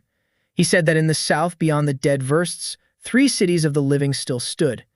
That for 100 years the south had survived beneath the rift because the last imperial wayfarer, before his death, had closed the remnants of the network into a small ring, and that ring had held the cities together just as an anchor now holds the north. But the imperial wayfarer died a century ago, and Ward is merely a keeper without the gift. The ring is fading. The amber light is the color of a dying vein. It has 2 years left. He led the people north toward the young light because the young light meant one thing. A new traveler had been born. Arden asked about the closed eyes. Ward replied calmly and fearfully. The dead thicket drives one mad through sight. The keeper has been leading the people blindly along the vein for 9 days, and the vein feeds them and sustains their sanity. Then the old man sank to one knee heavily in the manner of the elderly and declared that he was not asking for himself. 30,000 people in the 3 cities of the south live under a fading light. He asks the new wayfarer to accept the southern lot. Arden lifted the old man up himself. Vard's hands were like holds, hardened by labor. Arden said that the northern network would accept the southern ring and that he would not let it fade away. That night at the camp, Nyara laid out a calculation that changed everything and made everything more complicated. If the anchor were connected directly to the southern ring through the dead thicket, the network would gain a second support, and the fault would find itself pinched between the two anchors as if in a vice. The pressure from the spill could not only be absorbed but completely neutralized within 10 years. The dead thicket would begin to come back to life. But a line through the dead versts. That's 120 versts across land where not even grass grows, and the rune of creation would consume 3 times the network's usual power. On a construction project like that, the entire network would collapse. The collections would drop. The protection of the territories will weaken. And this window of vulnerability will be seen by all the enemies Arden has managed to make. Arden looked at the amber light in the valley, along which 300 blind people were walking toward hope, and realized that he really had no choice and had never had one since that day in Graven's Market Square. He led the reconnaissance party and Vard's column north toward the anchor. And on the 3rd day of the return journey, the alarm rune sounded as it had never sounded before. Not with a sharp ring, but like a bell ringing throughout the entire network at once. Miral was screaming through the reading rune at the very limit of the connection. The western route in the great thicket had been attacked. Not beasts. People. Organized. Milestone stones were blown up simultaneously in 3 places, and the party was cut off from the network deep within the dark thicket. And on the rubble of the stones, the attackers left a mark, the seal of the salt circle, crossed out with green paint. Arden raced north along the network, and the network carried him as it had never carried anyone before. The rune of power allowed its master to squeeze everything out of the fold, and he covered 100 versts to the anchor in a single night. Ivina didn't lag behind by a single step, and later the veterans of Dorne recounted that the 2 of them ran faster than horses, and the web glowed beneath them as if it were red hot. Vard's column was left to proceed on its own, under guard. By noon, Arden was in Solmer, and Miral met him at the town hall stone with a map of the disaster. The Western Guild was 200 versts deep within the great forest. 3 blown-up stones had cut the road into 4 dark sections. Without light, the runes are silent. No stamina, no healing, no protection. 400 workers and 50 guards are huddled in a circle of wagons in the middle of the forest, which has already sensed the darkness. They survived the first night. They're unlikely to survive the second. And most importantly, Arden realized this even as he was on the run. The explosion of the milestone wasn't the work of a hired thug. The stones of the Imperial masonry weren't affected by iron. That meant the enemy now had someone who understood runes. The green paint over the circle's seal was both a signature and a taunt. The Network Council convened within a quarter of an hour. Teresa reported that her people in the Circle's offices were reporting a schism. After the rout at Black Ravine and Castle's arrest, the old carriers had wanted to negotiate. But a new force had taken control within the Circle, a certain man referred to in the letters as the Master of Ash. He had come to the Circle half a year ago with money and knowledge, promising not to restore the old order but to burn the new one to the ground. Nyara voiced aloud what everyone was thinking. A man well-versed in runes who hates the runic roads is either a madman from the towers or someone whose ancestors built the network and whose lineage has been paying the price for its collapse for 100 years. They decided not to seek an answer until the guild was saved. Arden sketched out a rescue plan in a minute because that was his forte. Following the route and repairing the stones one by one would take too long. He would use the rune of creation not along the route but toward it, straight through the thicket from the nearest point of the network, cutting the loop short. 40 versts of open terrain versus 120 along a broken line. A fresh thread would pierce the middle of the dark section, straight into the work crew's camp, and instantly bring light to the people. Evena, along with 100 of the best, would follow the thread and then clear the route to the stone debris. Hold would transport spare stones from the quarry because a milestone cannot be conjured with a rune. It can only be chiseled out, set in place, and awakened. They set out an hour later. And then it became clear that the Master of Ash could count just as well as Arden. The thread ran through the thicket, and the thicket was suspiciously empty. No shadows, no animals. At the 20th verse, Nyara, who was walking with the instruments, stopped and said one word: trap. Ahead, along the thread's course in the ravine, the devices picked up the same signal they once detected at the fault line, the reverse side. Only this time it wasn't spread out but concentrated. Someone had dragged vessels filled with the extracted reverse energy into the ravine and waited for a fresh thread to pass by. The young vein didn't fade upon contact with the reverse side. The young vein exploded. If Arden had hurried just a little more and Niara had walked just a little farther from the head of the column, the thread would have snapped beneath their feet, and the recoil through the network would have burned through half the line to Solmer. Arden halted the berth of the road 10 paces from the edge of the ravine. Then he did what the enemy could never have expected. The rune of creation was capable of more than just building. The master of the fourth milestone could also dismantle the web. Arden grew the thread in a fork, bypassing the chasm on both sides, and when the claws closed in behind him, he raised not a road, but a wall from the ground, a stone curb 3 times a man's height encircling the chasm. The Innokan, trapped in vessels, was sealed inside a stone sack until Niara could figure out how to kill her. At the 38th verse, the thread broke through the thicket and emerged at the circle of wagons. The brigade greeted the light with a cry from 400 throats. People fell to their knees right onto the newly formed slabs and wept. The wounded were dragged to the canvas and life flowed over them, warm. The foreman of the work crew explained what had happened. Before the explosions, a man had approached the camp. Just one. In a gray cloak with a green sash. He stood at the edge of the light, looked for a long time, and then said loudly and calmly that the road would devour them all and that he was giving them a single warning. Head north while your legs still carry you. An hour later, there were explosions in 3 places. Ivana and her 100 men crossed the dark road in a single day and cleared 2 nests of creatures from the thicket that were already drawing near the darkness. Near the middle of the blown-up stone, she found a message left for Arden. On a fragment of an imperial stone, it was written in green paint with neat clerical handwriting. The builder builds a cage and calls it salvation. Ask your system who was in the cage. Hold delivered the stones. 3 new verses were erected in their sockets in 2 days, and Arden awakened them with the palm of his hand. The network fused together and the western route flared to life all the way to the farthest junction. After everything they'd been through, the crew didn't scatter but became ferocious in a good way. The foreman said that now they'd finished building this road just despite the ashes or the coals, if need be. But the phrase on the shard lodged in Arden like a splinter. That night, standing on the new stone for the first time ever, he didn't ask the system, he demanded. He asked directly, who was in the cage? What else did the Empire keep along the roads besides the forest? And why had the system remained silent about the second carrier? The system was silent for a long time, so long that Arden had time to decide there would be no answer. Then a soundless voice spoke, not as it usually did. Slower. Quieter.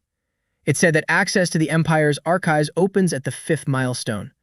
It said that the carrier would learn everything at the gates of the capital. And it added 3 words that Arden would never forget. Forgive me for my silence. The system knew how to apologize. That didn't make things any easier. It made them even more frightening. They returned home to Solmer a week later, and the city welcomed them like a victorious army. And in the square by City Hall, 2 pieces of news awaited Arden, compiled by Teresa into a single report, as was her custom. The good news went like this. Vard's column had arrived. 300 Southerners had been settled in Graven, and Vard was already visiting the workshops of Niara, where the elders recognized each other's craftsmanship. The western route, after repairs, cut straight through the great forest, and the guild's advance party could see the Velmark Valley from the hills. 30 versts of easy terrain remained to their capital. The bad news was, in fact, not news at all, but an accounting. Teresa's rune of scales had detected a leak over the course of a month. Someone was using front companies to buy up grain, coal, and saltpeter across all 3 cities, quietly. Little by little, for a great deal of money. All the threads led to the port of the free city of Carven on the eastern sea, where Arden's network had not yet reached. And according to reports from her people, a man with a green sash had disembarked at that very port a month ago, where he was met by the first people of the Salt Circle. The Master of Ash was building his network, without roads, from the money of hunger and fire. Arden stood in the square, listening to the report, and sensed through the rune of power how far to the south the amber ring of dying light pulsed steadily and faintly, awaiting the promised aid. 2 anchors, the western capital 30 versts away, the enemy mining saltpeter in the east, and the gates of the capital, where the truth about the cage awaits. The network grew, and with it grew the cost of every subsequent step. They completed the western highway to the capital of Velmark in 9 days, and Arden's entry into a foreign capital was later depicted on tapestries. King Stefan of Velmark turned out to be a young ruler with the weary eyes of a man who had inherited an empty treasury and borders teeming with monsters. He did not receive Arden in the throne room. He went out to the final verse stone himself, and in full view of his court, placed his palm on the warm, glowing stone. Then he turned to his retinue and said that in 9 days this man had done more for the kingdom than 3 generations of his ancestors. Velmark paid the fee in gold, equal to the stone's weight, down to the last coin, and Teresa accepted it with the solemnity of a priestess receiving an offering. But Arden asked the king for more than just gold. He asked for a treaty guaranteeing the free status of the roads. The road does not belong to any crown. The road belongs to the road guild, and the crowns receive a share of the tolls collected on their lands and protection for the network. Stefan was the first of the kings to sign, and in doing so, he sealed the continent's future. The network now connected the 2 kingdoms, and Niara rushed in with measurements that made her hands tremble. The fold compressed the distance between the capitals by nearly 4-fold. The anchor in the south drank the floodwaters with redoubled vigor, and the dead thicket at its base yielded the first green grass. The system responded to the tree as if it were a heroic feat. 5th mark traveler, strength 26, charisma 28, intelligence 30, and a single line instead of a new rune. The gates of a capital await their bearer. The coordinates plotted themselves onto Mirel's map, and she sat in silence over the sheet for a long time. The gates of the capital were not in Velhart, where the king of their native kingdom resided. The gates lay in the very heart of a dead forest, 100 versts south of the rift, where, according to all the archives, the capital of an empire once stood, a capital of which not even the name remained. The expedition to the gates was prepared as if for war, and it was indeed like a war. Arden drew a line from the anchor southward with a double thread. One branch led southeast toward Vard's amber ring, for the promise to the dying cities carried more weight than any mystery. The second branch led straight south toward the gates. 120 versts of dead land drained the network's power 3-fold, and for the first time, Arden felt his limits. By evening on each day of construction, his temples were turning gray, and the network across the entire north was fading before the traveler's eyes. Teresa reduced tolls by half for a month to keep merchants on the faded routes, and the merchants stayed because even a dim runic road was faster and safer than any ordinary one. Scene 1. Arden walks through the gray glass forest, weaving the fabric, followed by 500 people, among them 300 southerners from Varda, who volunteered every last one of them because the thread leads to their homes. Cut 2. At the 40th verst, the network sags so much that the rune of creation came to a standstill, and for 3 days they laid the web by hand in the old-fashioned way, while Hold walked along the worksite and said that he was finally seeing an honest construction project. Third scene. At the 70th verst, the amber branch met the fading ring of the south, and Vard, on his knees, watched as the dead amber filled with silver. Then the 3 southern cities lit all their lights on the walls at once, and this light could be seen 30 versts away. Fourth scene. The connected net sighed, receiving its southern support, and for the first time in 100 years, the rift found itself clamped between 2 anchors. The pressure of the spill dropped by half in a single night, and Niara wept over the instruments unashamed before anyone. 30,000 southerners welcomed Arden in the very first city, just as one welcomes rain after a 10-year drought. The skeptic of the south was the elder of the city of Mora, an ancient man who had lived through the fall of the ring to the Amber Age. He told Vard in front of everyone that the young northerner would leave just as all those who had made promises had left before, and the light would die again. Arden did not argue.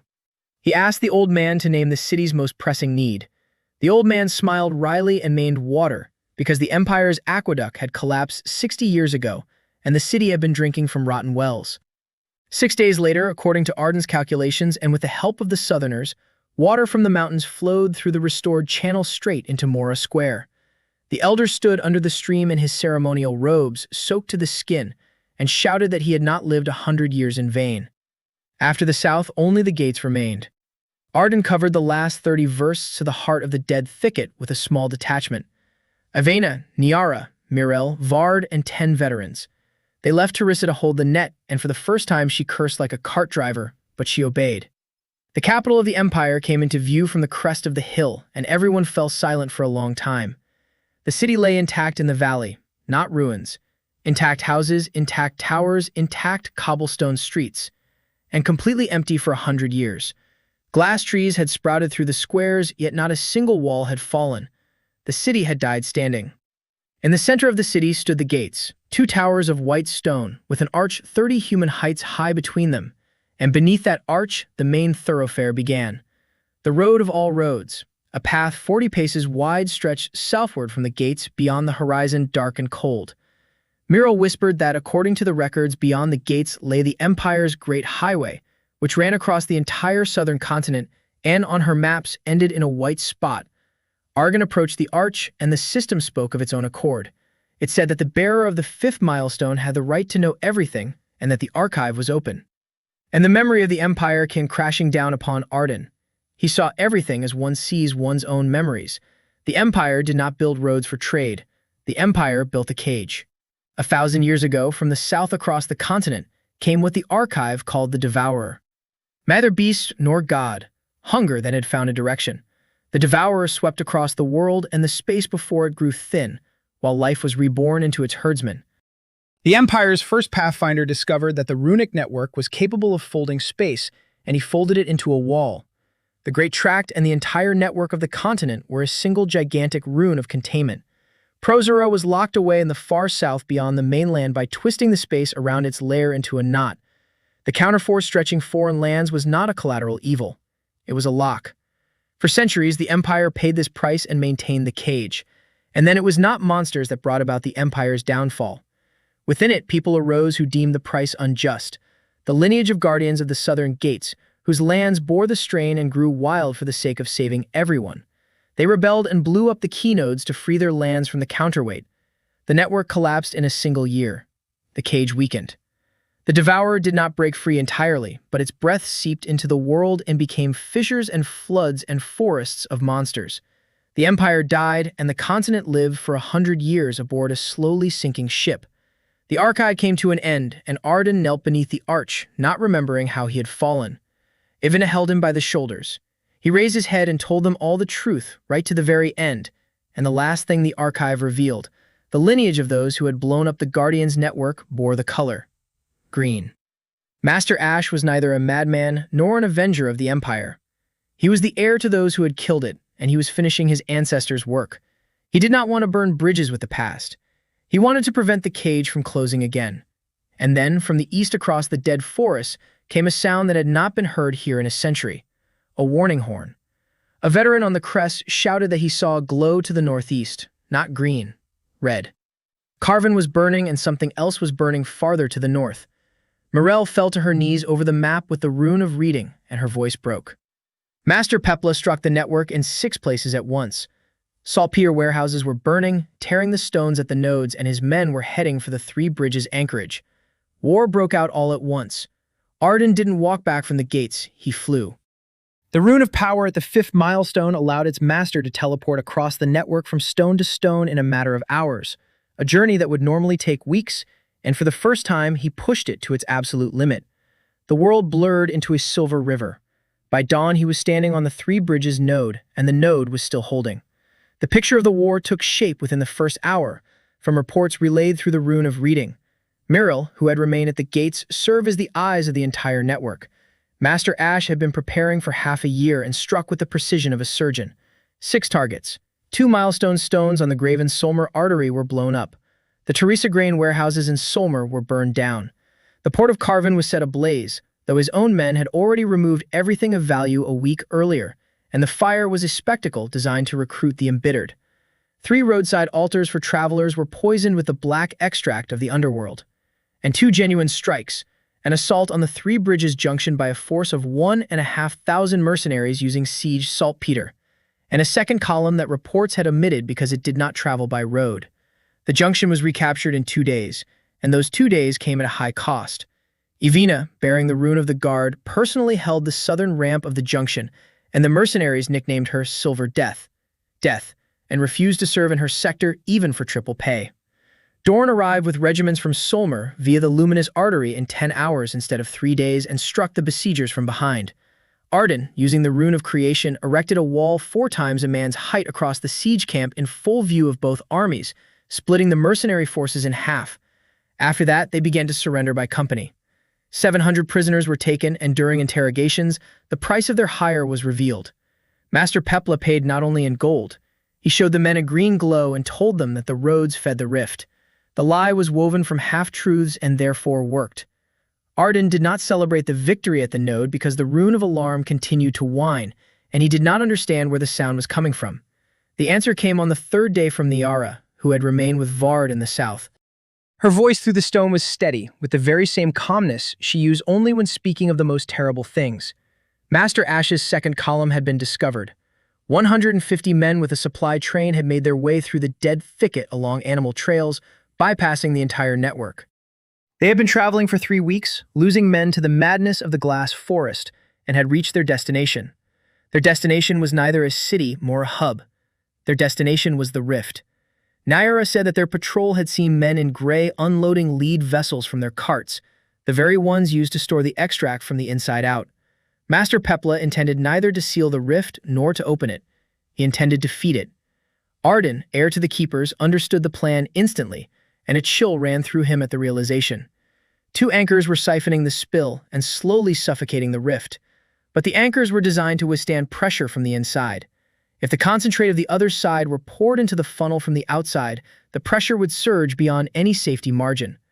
The anchors would be overwhelmed, the rings would burst, and all the power the network had absorbed over these past months would burst back out in a single blow. The net wouldn't simply fade away.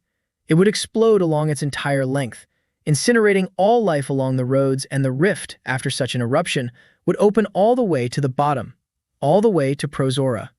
Whether Master Pepple knew this or not, he was literally finishing his ancestors' work. He was breaking the lock.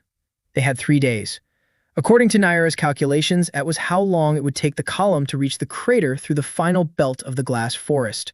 Arden's military council had gathered right at the junction among the stones. Voices came from the light. Dorn proposed sending the regiments on the march, but the regiments couldn't even make it via the network because 40 versts of rough terrain lay between the terminal stones and the fault line. Terissa suggested ambushing the column because 150 mercenaries meant 150 targets, but Nyara replied that the patrol had seen the column's men wearing gray blindfolds over their eyes. Master Pepla was leading them blindly using Vard's technique on his portable lifeline, and you can't ambush the blind. Ivana said she saw only one way forward. A small detachment of the best men would cut across through the glass forest. Arden was silent and thought it over, then said that Ivana was half right. The detachment would go. But not to cut across the column, because a battle in the glass forest with 150 men meant certain death. The detachment would go straight to the crater itself, to stand between the fault and the enemy. And wherever the detachment takes its position, Arden will do what no one has done since the days of the Empire. He will close the third ring around the crater, a small one, tight, right along the edge of the fault. Miara gasped in the light of the stone and said that according to her own calculations, building on the edge would kill the builder because the tension there tears the body itself apart, and the network is at its limit after the southern branch. Arden replied that her calculations were outdated. After connecting with the south, the network had become twice as strong, and he had something the Empire didn't. The Empire built with runes and the labor of thousands. He had the rune of creation of the 5th milestone in 40 hours. The argument was fierce and brief. Terissa shouted through the stone that she forbade it, both as treasurer and as a woman. Miral was silent, her silence cutting through the air. Ivana said only that she was going with him, and that was not up for discussion. Ward asked to be taken along because someone had to lead the squad blindly through the glass forest, and there was only one person on the continent trained in that art. The 6 of them set out, Arden, Ivana, Ward, and 3 Dornish veterans who had volunteered. Niara met them at the boundary stone of the southern branch, handed them a lead box containing her only hope, and stayed behind to keep track of the measurements because someone had to shout the truth to the network if everything collapsed. They covered 40 versts of the glass forest in 30 hours, blindfolded, clinging to the vein that Arden pulled before him by touch with a thin thread. Ward led the way with his voice. The old man read the forest with his ears and the soles of his feet and 3 times led the party away from furrows in which something enormous was breathing. On the last verse, Arden's thread touched the edge of the rift, and for the first time he screamed in pain, because here the space was pulling the very length of his bones from his body. Ivana carried him the last 100 steps on her back. The funnel of the fracture opened up before them from the crest of the melted hill, a hole in the world of verse wide. Not darkness. Worse. An absence of color that the eye refused to look upon. A ring of dead stone lay around it, and along the far edge of this ring, gray figures were already moving, arranging lead vessels according to a pattern known only to them. Master Ash's column had arrived 10 hours ahead of schedule, and at the near edge of the funnel, with his back to the detachment, stood a tall man without it over his eyes, wearing a gray cloak with a green sash, and gazed into the colorless void as calmly as one might look into a well in one's own yard. Arden rose from his knees, removed his eye patch, and stepped forward onto the dead stone. The man by the crater turned around without surprise. He had a weathered, weary face and eyes the same color as his sash. He said he had been waiting for the builder earlier and that he was glad to have time to finish their conversation. Because of all the people on the continent, only the two of them understood what this was all about. Master of Ash was a title he gave himself. His name was Severin, and his clan was called the Weird Doll, guardians of the Empire's southern gates. He spoke calmly and without hatred, and that calmness was more oppressive than any threat. He told his truth while standing on the edge of a hole in the world. For 1,000 years, the Empire had held the cage, and the price for the cage was his clan's lands. The counterweight had been cast upon the southeastern fiefdoms by decree of the first wayfarer, and for 10 generations, the Weird Doll had watched as their fields ran wild, their children were born sick, and their cities were devoured by the stretched-out space. The Empire called this a sacred burden and did not ask the bearers for their consent. Severin's ancestors requested that the counterweight be moved in rotation to all the lands of the Empire, and they were refused 12 times over 200 years. Then they broke the net. Severin said he knew the price of what had been done. 100 years of monsters and dead highways. But the cage was an evil postponed, not abolished, and now a new traveler has arrived and is building the same cage all over again, and once more someone will be appointed a bearer without being asked. He pointed toward the southeast and said that Niara had already measured it and already knew, but hadn't told Arden because the numbers were still young. The counterweight to the new network is already taking shape in the distant eastern wastelands beyond Carven. No one lives there yet, for now. He said he isn't a madman and doesn't want to feed the rift. Vessels are a last resort argument. He proposes a deal. Arden will halt the network's expansion permanently at its current borders. The two kingdoms live in the light while the rest of the continent lives as it always has. The cage isn't completely sealed. The devourer sleeps at half strength, just as it has for 100 years, and no one pays another's price. Otherwise, he'll open the lock completely, because an honest catastrophe for all is better than an eternal tribute from the chosen few. Arden listened, and what was terrifying about Severin's speech was that half of it was true. The archive at the gates showed the same thing through the eyes of the Empire, and Severin showed the same thing through the eyes of the porters. The lie lay only in the fork in the road. Either a cage built on the blood of others or catastrophe. Arden spoke, and later Ivana recounted that she had never heard such a voice from him before. He said that the Weird Doll clan was right in its pain, but wrong in its conclusion. That the Empire had solved the problem with the tools of its age and paid with the lives of others because it didn't know how to do it any other way, but he does. He is an engineer of two worlds. A counterweight is not a curse. It is a burden, and a burden can be distributed. A network closed in proper rings dissipates tension not into the Earth's land but inward, within its own contours, into the dead zones between the strands and dampens it against its own geometry, just as a bridge dampens resonance. The Empire built in rays radiating from the capital and therefore placed the counterweight on the outskirts. He builds in rings and his network has no outskirts. He turned and pointed south toward his double branch and the two anchors. He said that the anchors had been absorbing the floodwaters for a year now and had not drained anything to the east because they operated in a closed loop, and that Severin should ask his own eyes why the wastelands beyond Carven had not shifted a single step over the past year. Severin remained silent for a very long time. He was a man of knowledge, and he could verify Niara's numbers only with his own, and his own figures told the same story. The wastelands stood still. Arden took a step closer and added one final point. He offered Severin not a deal, but a task. The third ring along the edge of the fault line must be built now, and building it alone meant death, but together it was a chance. For 1,000 years, the Weird Doll clan had known the runes of restraint better than anyone else in the Empire. Let the heir to the Guardians, for the first time in 100 years, do what his clan was created to do. He will not break the lock. He'll hold it. And let him watch from within the net to ensure that not a single span of foreign land pays a foreign price, and if it does, Arden will break the ring with his own hand. It was the craziest move of Arden's entire life, to offer his chief enemy the keys to the cage. But he had seen Severin's eyes when he spoke of the children of his lands, and those were not the eyes of a destroyer. They were the eyes of a caretaker left without a post. Severin looked at the funnel, at his lead vessels, at the gaunt builder who was offering him meaning instead of vengeance. Then he slowly removed the green bandage, rolled it up, and tucked it into his bosom. He said that if the builder was lying, the vessels wouldn't go anywhere, and that they had to start with the northern sector because the edge was thinner there. None of the six could describe the next 40 hours because all six remembered them in fragments.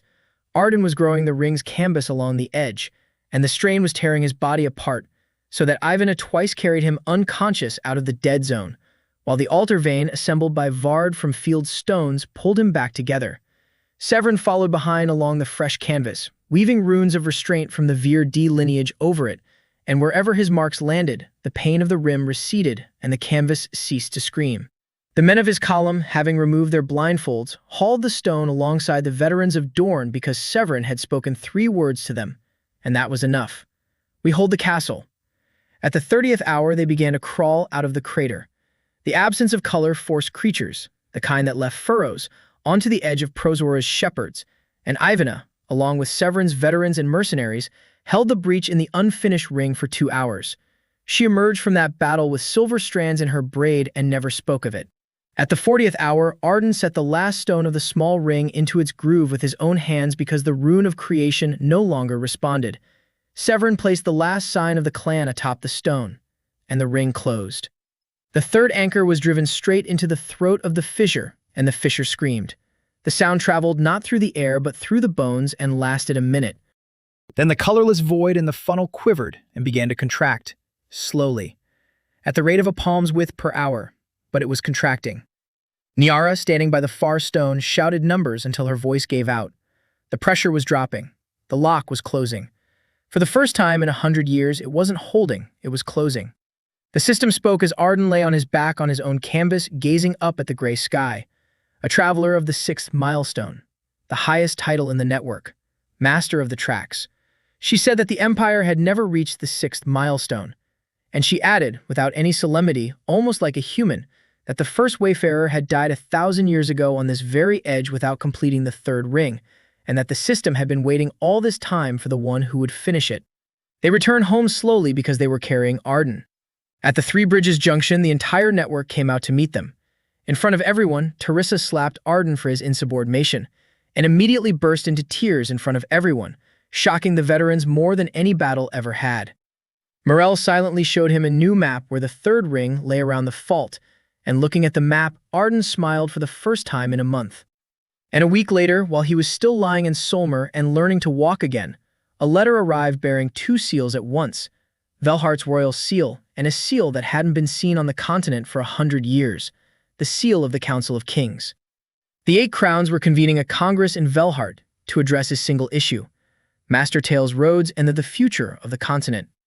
And in a separate line stood the demand that the master himself attend the assembly in person. Teresa read the letter and said that it was either a coronation or a trap. Severin, who had remained at the network as the overseer of the Southern Ring, read it next and said calmly that, based on his family's experience, it was always one and the same. In Velhart, Arden was traveling on his own path. A month before the convention, the guild had extended the main artery from the Three Bridges Junction to the kingdom's capital, and the city, which had once found Tale's name on Castella's wanted lists, now flew flags. They traveled as the entire network council. Teresa carried financial reports capable of killing any treasurer on the spot. Mirel carried a large map of the continent where silver lines already connected 2 kingdoms and stretched toward 3 others. Miara carried calculations regarding the fault line where the crater had shrunk by 1/3 in a month. Evina rode side by side with Arden, stirrup to stirrup, and when Dorne asked her directly in what capacity she was attending, she replied that it was in a single capacity, and let Dorne figure out for himself which one. The Converse of the 8 Crowns was convening in the old council hall, which hadn't been opened in 70 years. Arden entered as a commoner, without a title or lands, and stood before the 8 thrones. On the first day, they gave him a hard time. Dagmar, the Chancellor of the Eastern Kingdom, whose ports thrive on maritime trade, called the network a noose around the necks of the free crowns and asked what would prevent Master Tale from burning the roads under any rebellious king tomorrow. The old king of the mountainous Yarviks said he would not allow a power he did not understand into his mountain passes. The envoy from the Church of the Hearth demanded that the runes be recognized as sorcery until the synod's verdict. Arden listened all day and remained silent, and in the evening, Teresa told him that the vote in the hall stood at 6 crowns to 2, and that tomorrow they would attempt to declare the network the property of the Council of Kings. That night, Arden did not prepare a speech. He went with Hold and a dozen craftsmen to the square in front of the council hall, and by dawn, a training section of the runic road 100 paces long, with a versed stone and a small altar, had risen from the cobblestones. On the morning of the second day of the assembly, the proceedings did not begin in the hall. Arden invited the 8 crowns to the square and said that to argue about the road with words was to argue about bread without tasting it. He asked each king to walk 100 paces. They walked. Old Yarvik, with his aching knees, walked the stretch 3 times. On the 3rd time, he did not lean on his staff and stood by the altar longer than anyone else. Then Arden brought witnesses out onto the square. Olvert spoke in Solmer's members.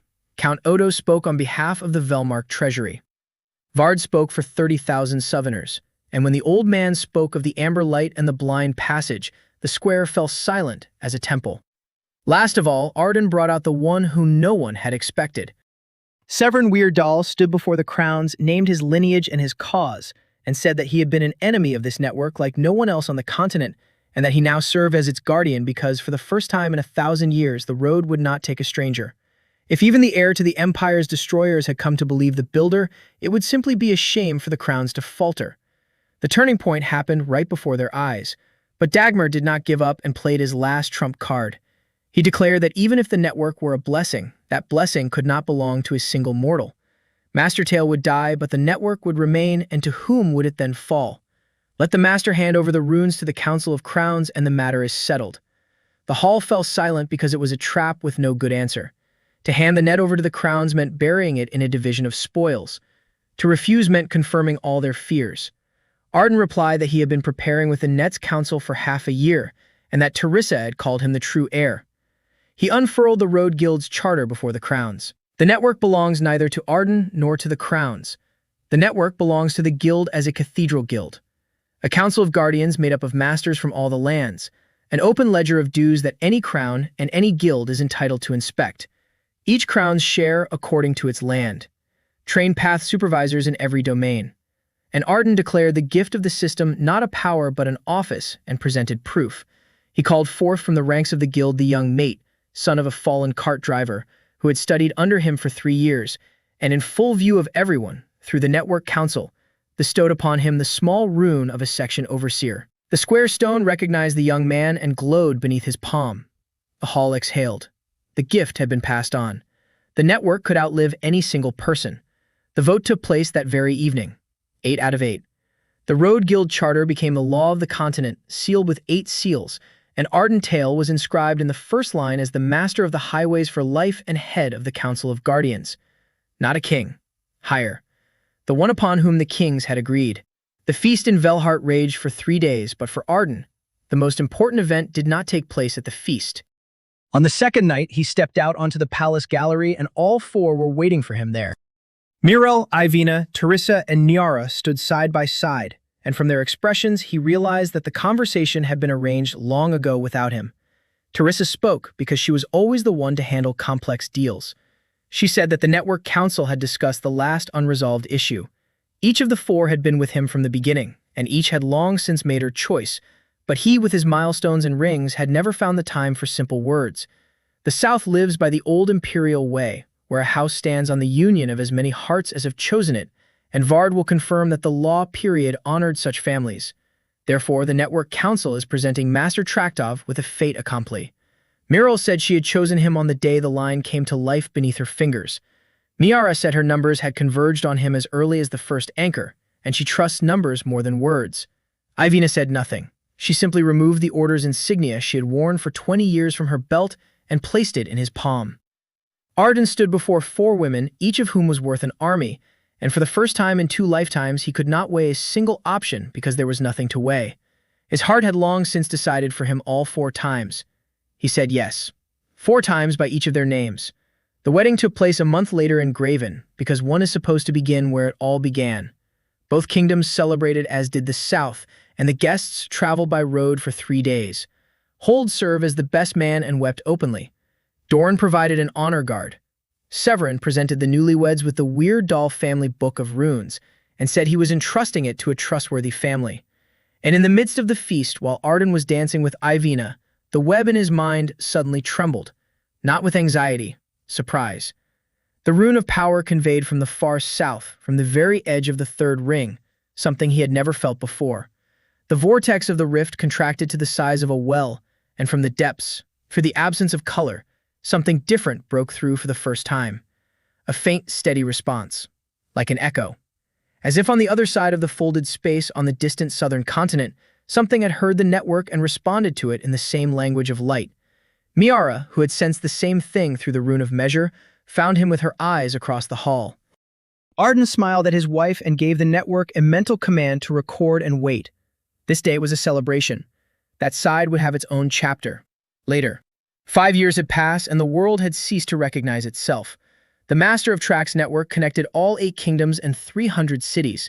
Silver lines lay across the map of Miro like veins on a strong arm, and along them day and night traveled caravans of letters, healers, and ordinary people who for the first time in 100 years were finally able to simply walk.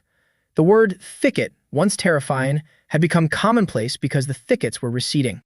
The rift in the south had shrunk to the size of a well, and above the third ring, Severin built a white tower of watchers where travelers from all 8 crowns were trained. The glass forest came to life verse by verse, and on the site of the Empire's dead capital, the guild rebuilt the free city of Vrata, where scholars from across the continent gathered to study the archives. The guild grew to 10,000 masters.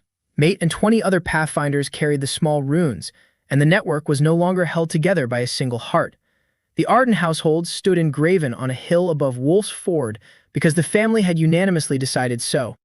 Teresa managed the continent's treasury and had given birth to twin girls who were already haggling over sweets, so Hold preferred to pay them right away.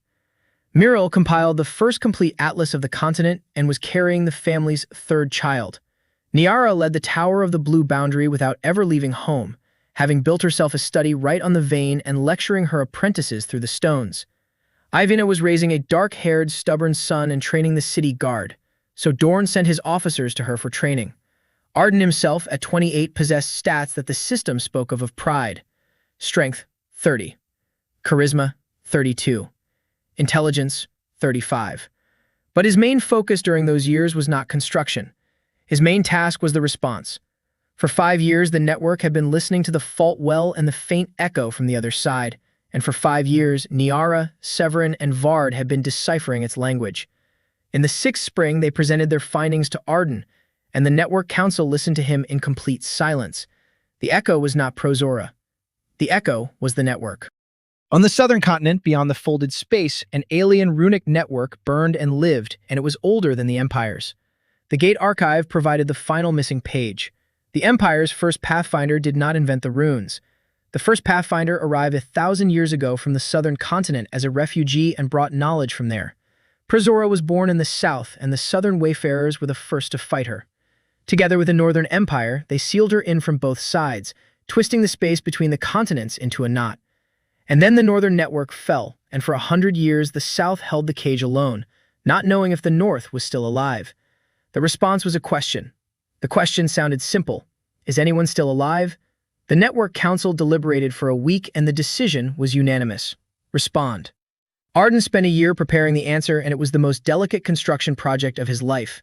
Based on Niara's calculations and the runes of the Weird Doll clan, the third ring was rebuilt into a transmission node, and on the day of the summer solstice, Arden placed his palm on the needle of the small ring, and the entire continental network from Graven to the gates flashed with a single, coordinated burst of light. 3 long flashes. We are alive. We hold fast. We remember. The reply came 9 days later, and the entire South saw it. The fissure well glowed from within with an even golden light, and a line of runes older than the Empire ran along the edge of the curled space. Niara read it aloud, her voice trembling. The South wrote that it had held out alone, and that now the node could be sealed forever from both sides. The Devourer was being sealed away for good, not with a cage that would require eternal guarding, but with a seam that would fuse shut. The seam required one final sacrifice.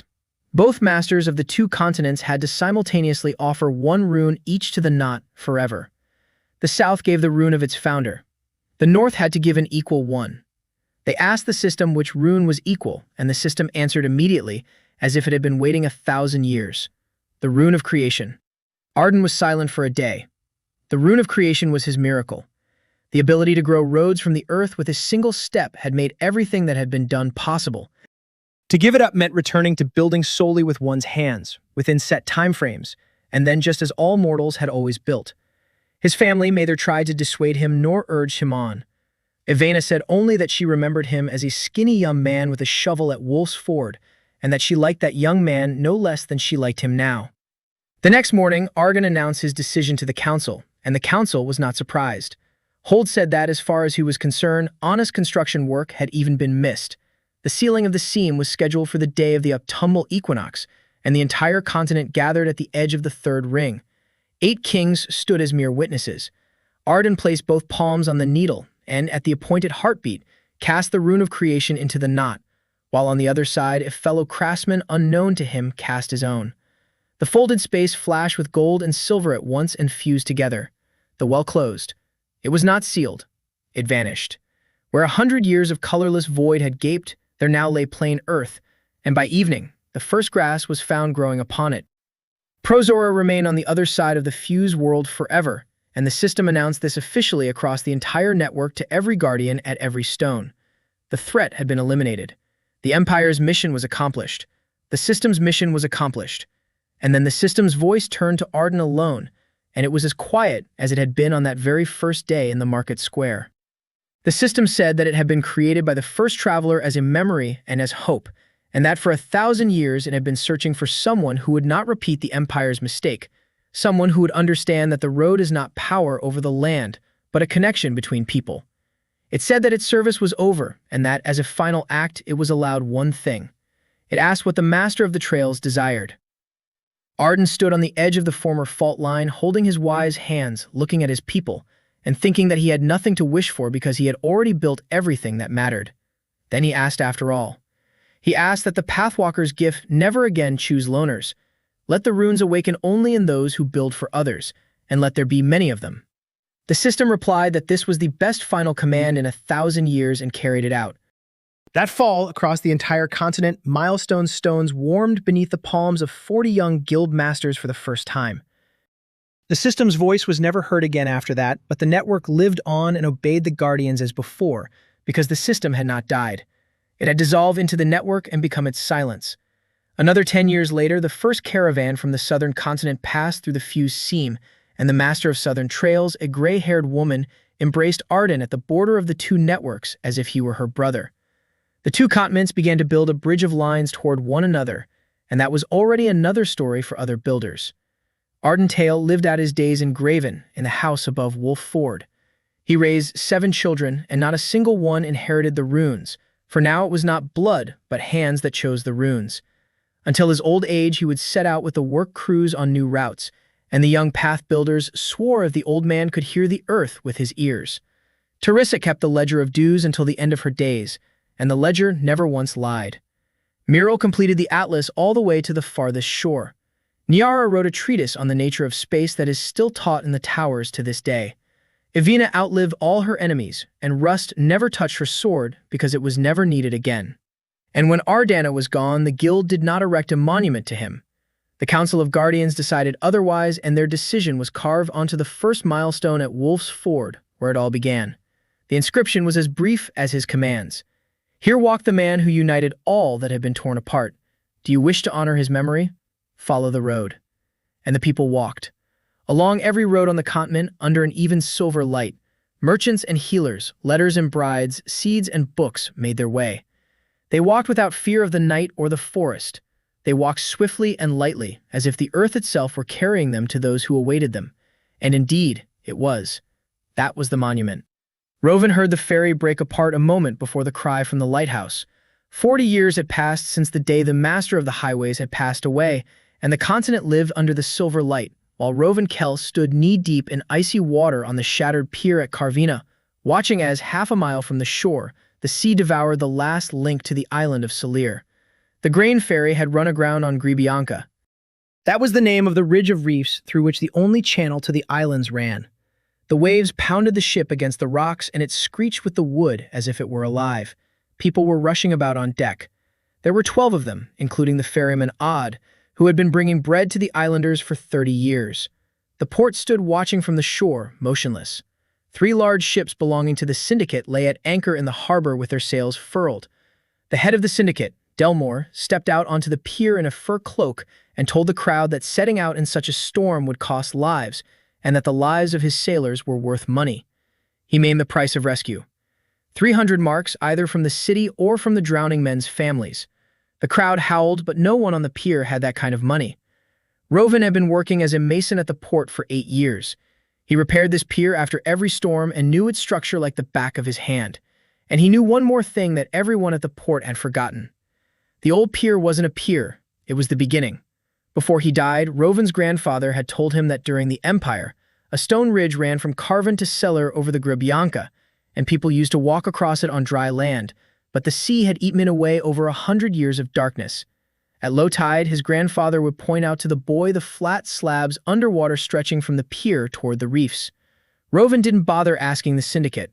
He turned to the crew of masons with whom he'd been patching the pier and said that it was 400 paces along the ridge to Grabyanka, and that at low tide, the water over the slabs came up to one's chest. A wave might knock down one man, but it wouldn't break the chain. He asked who would go. Old pilot Garv, who had guided ships through the channel for 40 years, spat at his feet and said that the boy would lead people to their deaths because the sea tolerates no shortcuts and never has. He said that he himself had pulled from the water those who believe in his grandfather's tales about the stone path. Rovin replied that the tales weren't just tales, the slabs were there, and he'd been feeling them with his hands at every low tide since he was 10. 8 stonemasons stepped forward, then 5 more dockworkers, then the blacksmith Bram with his hammerman. They tied their belts together with a single rope. Rovin went first with a pole, feeling for the slabs beneath the black water. Waves crashed against his chest, and the chain fell twice but held because the slabs beneath their feet lay as level as a floor. The Empire built with the utmost care, even underwater.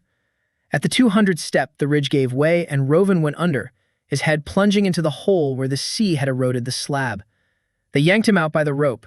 He caught his breath, ordered them to pass along the chain the stones they were carrying on their backs as ballast, and with his own hands laid the first stone into the hole, then the second, then the third in layers, just as all the continent's stonemasons were taught to lay them according to the guild's method. And when the third stone settled into place beneath his palms, something happened. The stone grew warm underwater. The warmth surged through Rovin's palms into his chest, and for a moment he stopped hearing the storm. He heard something else. Silence. A vast, even silence that stretched beneath the entire continent, and that now turned and looked at him. Every child on the cottage knew these stories. This is how the gift awakens. This is how the network chooses its traveler. The warmth of stone beneath the hands of one who builds for others. But the gift awoke on the roads by the milestone stones, not in the black water of his grandfather's ridge. Rovin stood chest deep in the sea, his palms resting on the stone, and felt a faint glow radiating from his patch across the submerged slabs in both directions. The ridge was awakening. Underwater, along its entire length from the pier to Grabyanka, a greenish-silver vein emerged, and the water above it suddenly became docile. The waves above the glowing slabs settled and smoothed out as if on oil. A chain of people stood chest deep in the stormy sea, and around their feet the sea was a quiet corridor 3 steps wide. Garv on the shore dropped his pipe. What followed was like a dream. They reached Grabenka along the glowing path in a quarter of an hour. They unloaded all 12 people from the ferry, passing them along the chain from hand to hand. Odd wept and kissed each person's hands. When the last person stepped onto the pier, the ferry fell apart completely, and the grain vanished into the sea. But the grain was made of wood and sacks, while the people were people. On the shore, Rovina was swaying. Dar drank his drink to the dregs, just as he drinks everyone's during the first hour. They sat him down by the fire, and the entire port stood around him in silence, watching the man whose palms glowed. Garv pushed his way through the crowd, crouched down across from him, and stared into his face for a long time. Then the old pilot said that for 40 years he had sworn that the sea would not tolerate roads. That today he had seen the sea lie down beneath the rock like a dog beneath its master's arm. And that if Rovin intended to raise his grandfather's ridge all the way to Salir, he had a pilot who knows every rock in Grabyanka, and for whom spitting is a disgrace. The next morning the storm had passed, but the trouble remained, and it was worse than the storm. Salir was starving. Winter storms had wrecked 3 out of 4 ferries, and the syndicate had tripled the fare, so the island was subsisting on last year's fish meal. Beyond Salir lay 6 more islands of the archipelago, and conditions that were even worse. For 40 years, the master of roads highways had carried bread and doctors to the mainland, but the roads ended at the water's edge. The islands remained where the mainland had been 100 years ago, isolated and under foreign rule. The Carven Syndicate had grown on these waters just as the Salt Circle had once grown along the treacherous highways. Rovan arrived at the Carven Road Guild's office with his back damp with nervousness. The office supervisor listened to him, recorded his testimony regarding the awakening of his gift as required, and sent a pigeon to the Council of Guardians. A day later, Rovan was summoned, and the steward, his face as stone, read him the council's response. The gift is confirmed. The bearer is ordered to report to the School of Wayfarers for training. Restoration of the Sea Ridge is prohibited. Rovan asked why, and the steward showed him a page from the guild's charter, written in the hand of the master of the highways himself. The network does not accept outsiders. Every new line is built only where the measure of counterbalance has been calculated and where tension is dissipated within the circuit. The measure for water has never been calculated by anyone. The great Niara's work on the nature of space broke off at the boundary of the land, and she herself wrote that water is an unknown medium. The council did not prohibit this out of malice. The council upheld the fundamental law of the one. It is better not to build than to build at someone else's expense. Rovan left the office and sat down on the pier. He sat there until dark, gazing at the faint glow of the underwater ridge that had not faded since the day of the storm. He thought about how the man whose commandment had just been read to him had once stood alone against a guild elder, against a baron, against a governor, and against all the statutes of his age, and that this commandment was born not of fear but of conscience, and now that conscience was telling Rovan one simple thing.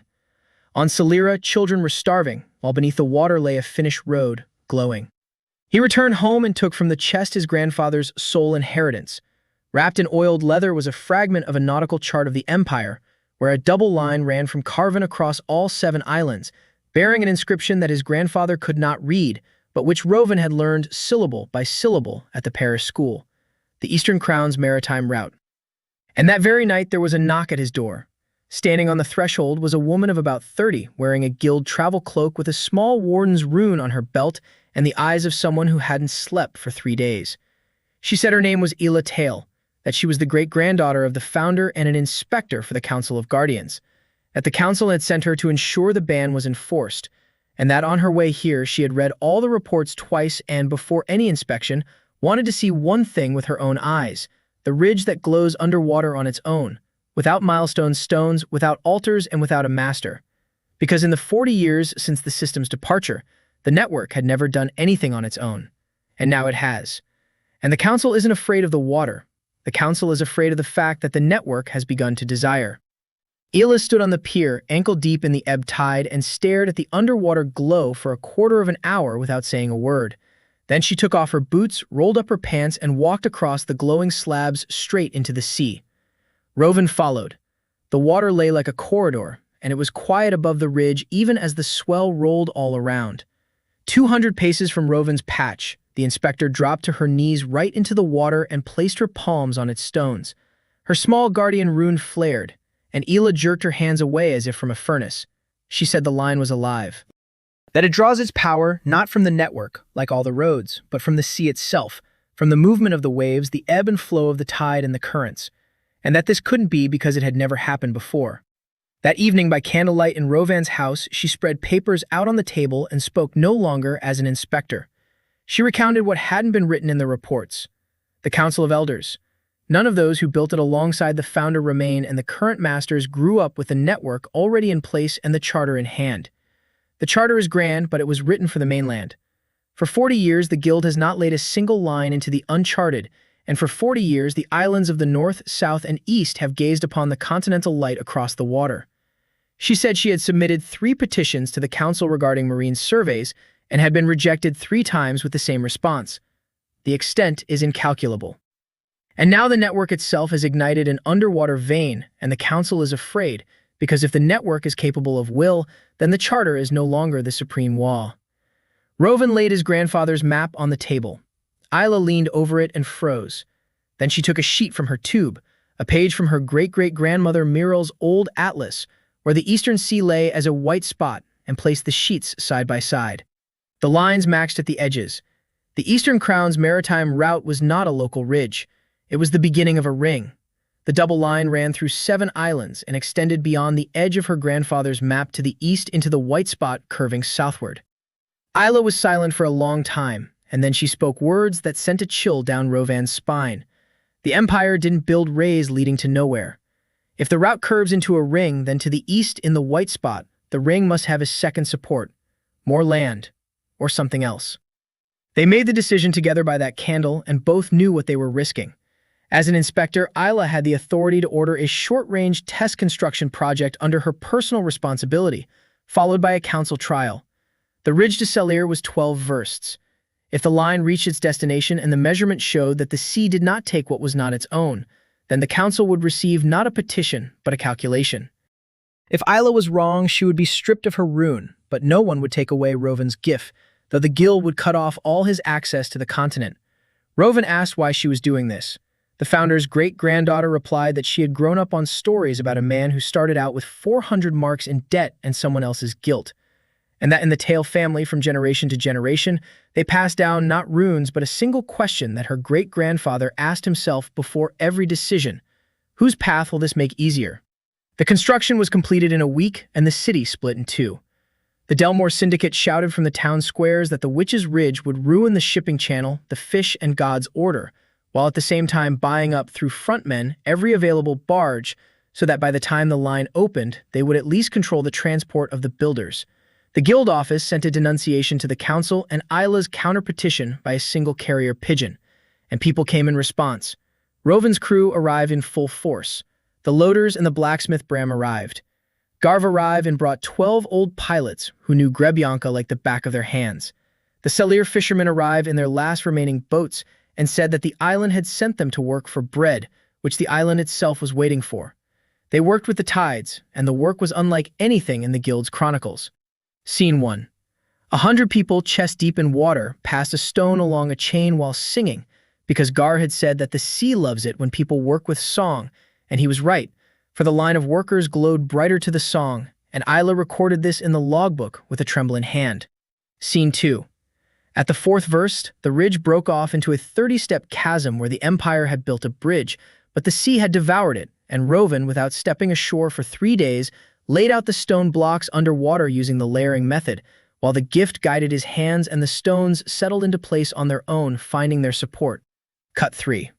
At the 6th verse, at night, men from the syndicate arrived in 4 barges to sink the scaffolding, and the line showed for the first time that it was a road in more than just name.